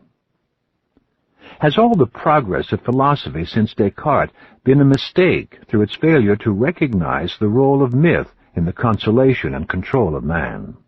He that increaseth knowledge increaseth sorrow, and in much wisdom is much grief. Has there been any progress at all in philosophy since Confucius, or in literature since Aeschylus? Are we sure that our music, with its complex forms and powerful orchestras, is more profound than Palestrina, or more musical and inspiring than the monodic airs that medieval Arabs sang to the strumming of their simple instruments? Edward Lane said of the Cairo musicians, quote, "I have been more charmed with their songs than with any other music that I have ever enjoyed." End quote.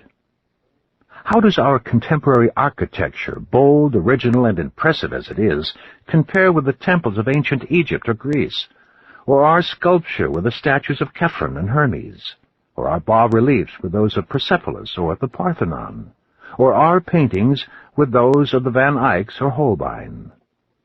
If the replacement of chaos with order is the essence of art and civilization, is contemporary painting in America and Western Europe the replacement of order with chaos, and a vivid symbol of our civilization's relapse into confused and structureless decay? History is so indifferently rich that a case for almost any conclusion from it can be made by a selection of instances. Choosing our evidence with a brighter bias, we might evolve some more comforting reflections. But perhaps we should first define what progress means to us. If it means increase in happiness, its case is lost almost at first sight. Our capacity for fretting is endless, and no matter how many difficulties we surmount, how many ideals we realize, we shall always find an excuse for being magnificently miserable. There is a stealthy pleasure in rejecting mankind or the universe as unworthy of our approval. It seems silly to define progress in terms that would make the average child a higher, more advanced product of life than the adult or the sage, for certainly the child is the happiest of the three. Is a more objective definition possible? We shall here define progress as the increasing control of the environment by life. It is a test that may hold for the lowliest organism as well as for man. We must not demand of progress that it should be continuous or universal. Obviously, there are retrogressions, just as there are periods of failure, fatigue, and rest in a developing individual. If the present stage is an advance in control of the environment, progress is real.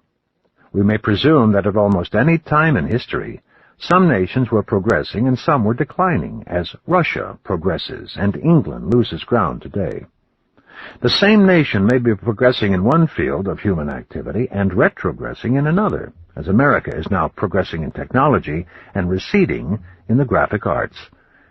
If we find that the type of genius prevalent in young countries like America and Australia tends to the practical, inventive, scientific, executive kinds, rather than to the painter of pictures or poems, the carver of statues or words, we must understand that each age and place needs and elicits some types of ability rather than others in its pursuit of environmental control. We should not compare the work of one land and time with the winnowed best of all the collected past. Our problem is whether the average man has increased his ability to control the conditions of his life.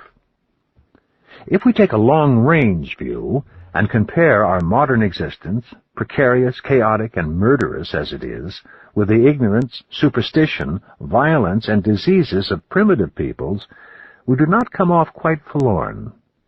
The lowliest strata in civilized states may still differ only slightly from barbarians, but above those levels, thousands, millions have reached mental and moral levels rarely found among primitive men. Under the complex strains of city life, we sometimes take imaginative refuge in the supposed simplicity of pre-civilized ways. But in our less romantic moments, we know that this is a flight reaction from our actual tasks, and that the idolizing of savages, like many other young moods, is an impatient expression of adolescent maladaptation, of conscious ability not yet matured and comfortably placed. The, quote, friendly and flowing savage, end quote, would be delightful but for his scalpel, his insects, and his dirt. A study of surviving primitive tribes reveals their high rate of infantile mortality, their short tenure of life, their lesser stamina and speed, their greater susceptibility to disease. If the prolongation of life indicates better control of the environment, then the tables of mortality proclaim the advance of man, for longevity in European and American whites has tripled in the last 3 centuries. Some time ago, a convention of morticians discussed the danger threatening their industry from the increasing tardiness of men in keeping their rendezvous with death. But if undertakers are miserable, progress is real. In the debate between ancients and moderns, it is not at all clear that the ancients carry off the prize. Shall we count it a trivial achievement that famine has been eliminated in modern states, and that one country can now grow enough food to overfeed itself and yet send hundreds of millions of bushels of wheat to nations in need? Are we ready to scuttle the science that has so diminished superstition, obscurantism, and religious intolerance? Or the technology that has spread food, home ownership, comfort, education, and leisure beyond any precedent? Would we really prefer the Athenian Agora or the Roman Comitia to the British Parliament or the United States Congress, or be content under a narrow franchise like Attica's or the selection of rulers by a Praetorian Guard? Would we rather have lived under the laws of the Athenian Republic or the Roman Empire than under constitutions that give us habeas corpus, trial by jury, religious and intellectual freedom, and the emancipation of women? Are our morals, lax though they are, worse than those of the ambisexual Alcibiades? Or has any American president imitated Pericles, who lived with a learned courtesan? Are we ashamed of our great universities, our many publishing houses, our bountiful public libraries? There were great dramatists in Athens, but was any greater than Shakespeare? And was Aristophanes as profound and humane as Molière? Was the oratory of Demosthenes, Isocrates, and Aeschines superior to that of Chatham, Burke, and Sheridan? Shall we place Gibbon below Herodotus or Thucydides? Is there anything in ancient prose fiction comparable to the scope and depth of the modern novel? We may grant the superiority of the ancients in art, though some of us might still prefer Notre Dame de Paris to the Parthenon. If the founding fathers of the United States could return to America, or Fox and Bentham to England, Voltaire and Diderot to France, would they not reproach us as ingrates for our blindness to our good fortune in living today and not yesterday, not even under Pericles or Augustus? We should not be greatly disturbed by the probability that our civilization will die like any other. As Frederick asked his retreating troops at Colan, "Would you live forever?" Perhaps it is desirable that life should take fresh forms, that new civilizations and centers should have their turn. Meanwhile, the effort to meet the challenge of the rising East may reinvigorate the West. We have said that a great civilization does not entirely die. Non omnes moritur. Some precious achievements have survived all the vicissitudes of rising and falling states. The making of fire and light, of the wheel and other basic tools, language, writing, art, and song, agriculture, the family, and parental care, social organization, morality, and charity, and the use of teaching to transmit the lore of family and the race. These are the elements of civilization, and they have been tenaciously maintained through the perilous passage from one civilization to the next. They are the connective tissue of human history. If education is the transmission of civilization, we are unquestionably progressing. Civilization is not inherited, It has to be learned and earned by each generation anew. If the transmission should be interrupted for 1 century, civilization would die, and we should be savages again. So our finest contemporary achievement is our unprecedented expenditure of wealth and toil in the provision of higher education for all. Once colleges were luxuries designed for the male half of the leisure class. Today, universities are so numerous that he who runs may become a Ph.D. We may not have excelled the selected geniuses of antiquity, but we have raised the level and average of knowledge beyond any age in history. None but a child will complain that our teachers have not yet eradicated the errors and superstitions of 10,000 years. The great experiment has just begun, and it may yet be defeated by the high birth rate of unwilling or indoctrinated ignorance. But what would be the full fruitage of instruction if every child should be schooled till at least his 20th year, and should find free access to the universities, libraries, and museums that harbor and offer the intellectual and artistic treasures of the race?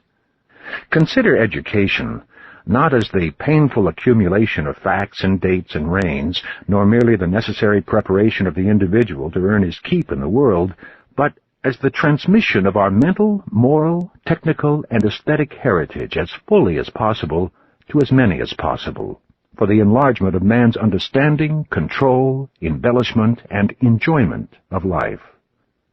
The heritage that we now can more fully transmit is richer than ever before. It is richer than that of Pericles, for it includes all the Greek flowering that followed him. Richer than Leonardo's, for it includes him and the Italian Renaissance. Richer than Voltaire's, for it embraces all the French Enlightenment and its ecumenical dissemination. If progress is real despite our whining, it is not because we are born any healthier, better, or wiser than infants were in the past, but because we are born to a richer heritage, born on a higher level of that pedestal which the accumulation of knowledge and art raises as the ground and support of our being. The heritage rises, and man rises in proportion as he receives it. History is, above all else, the creation and recording of that heritage. Progress is its increasing abundance, preservation, transmission, and use. To those of us who study history not merely as a warning reminder of man's follies and crimes, but also as an encouraging remembrance of generative souls, the past ceases to be a depressing chamber of horrors. It becomes a celestial city, a spacious country of the mind, wherein 1,000 saints, statesmen, inventors, scientists, poets, artists, musicians, lovers, and philosophers still live and speak, teach and carve and sing. The historian will not mourn because he can see no meaning in human existence except that which man puts into it. So let it be our pride that we ourselves may put meaning into our lives, and sometimes a significance that transcends death. If a man is fortunate, he will, before he dies, gather up as much as he can of his civilized heritage and transmit it to his children. And, to his final breath, he will be grateful for this inexhaustible legacy, knowing that it is our nourishing mother and our lasting life. For a complete catalog of over 750 books on cassette from all major publishers, please call our toll-free number 1-800-231-4261.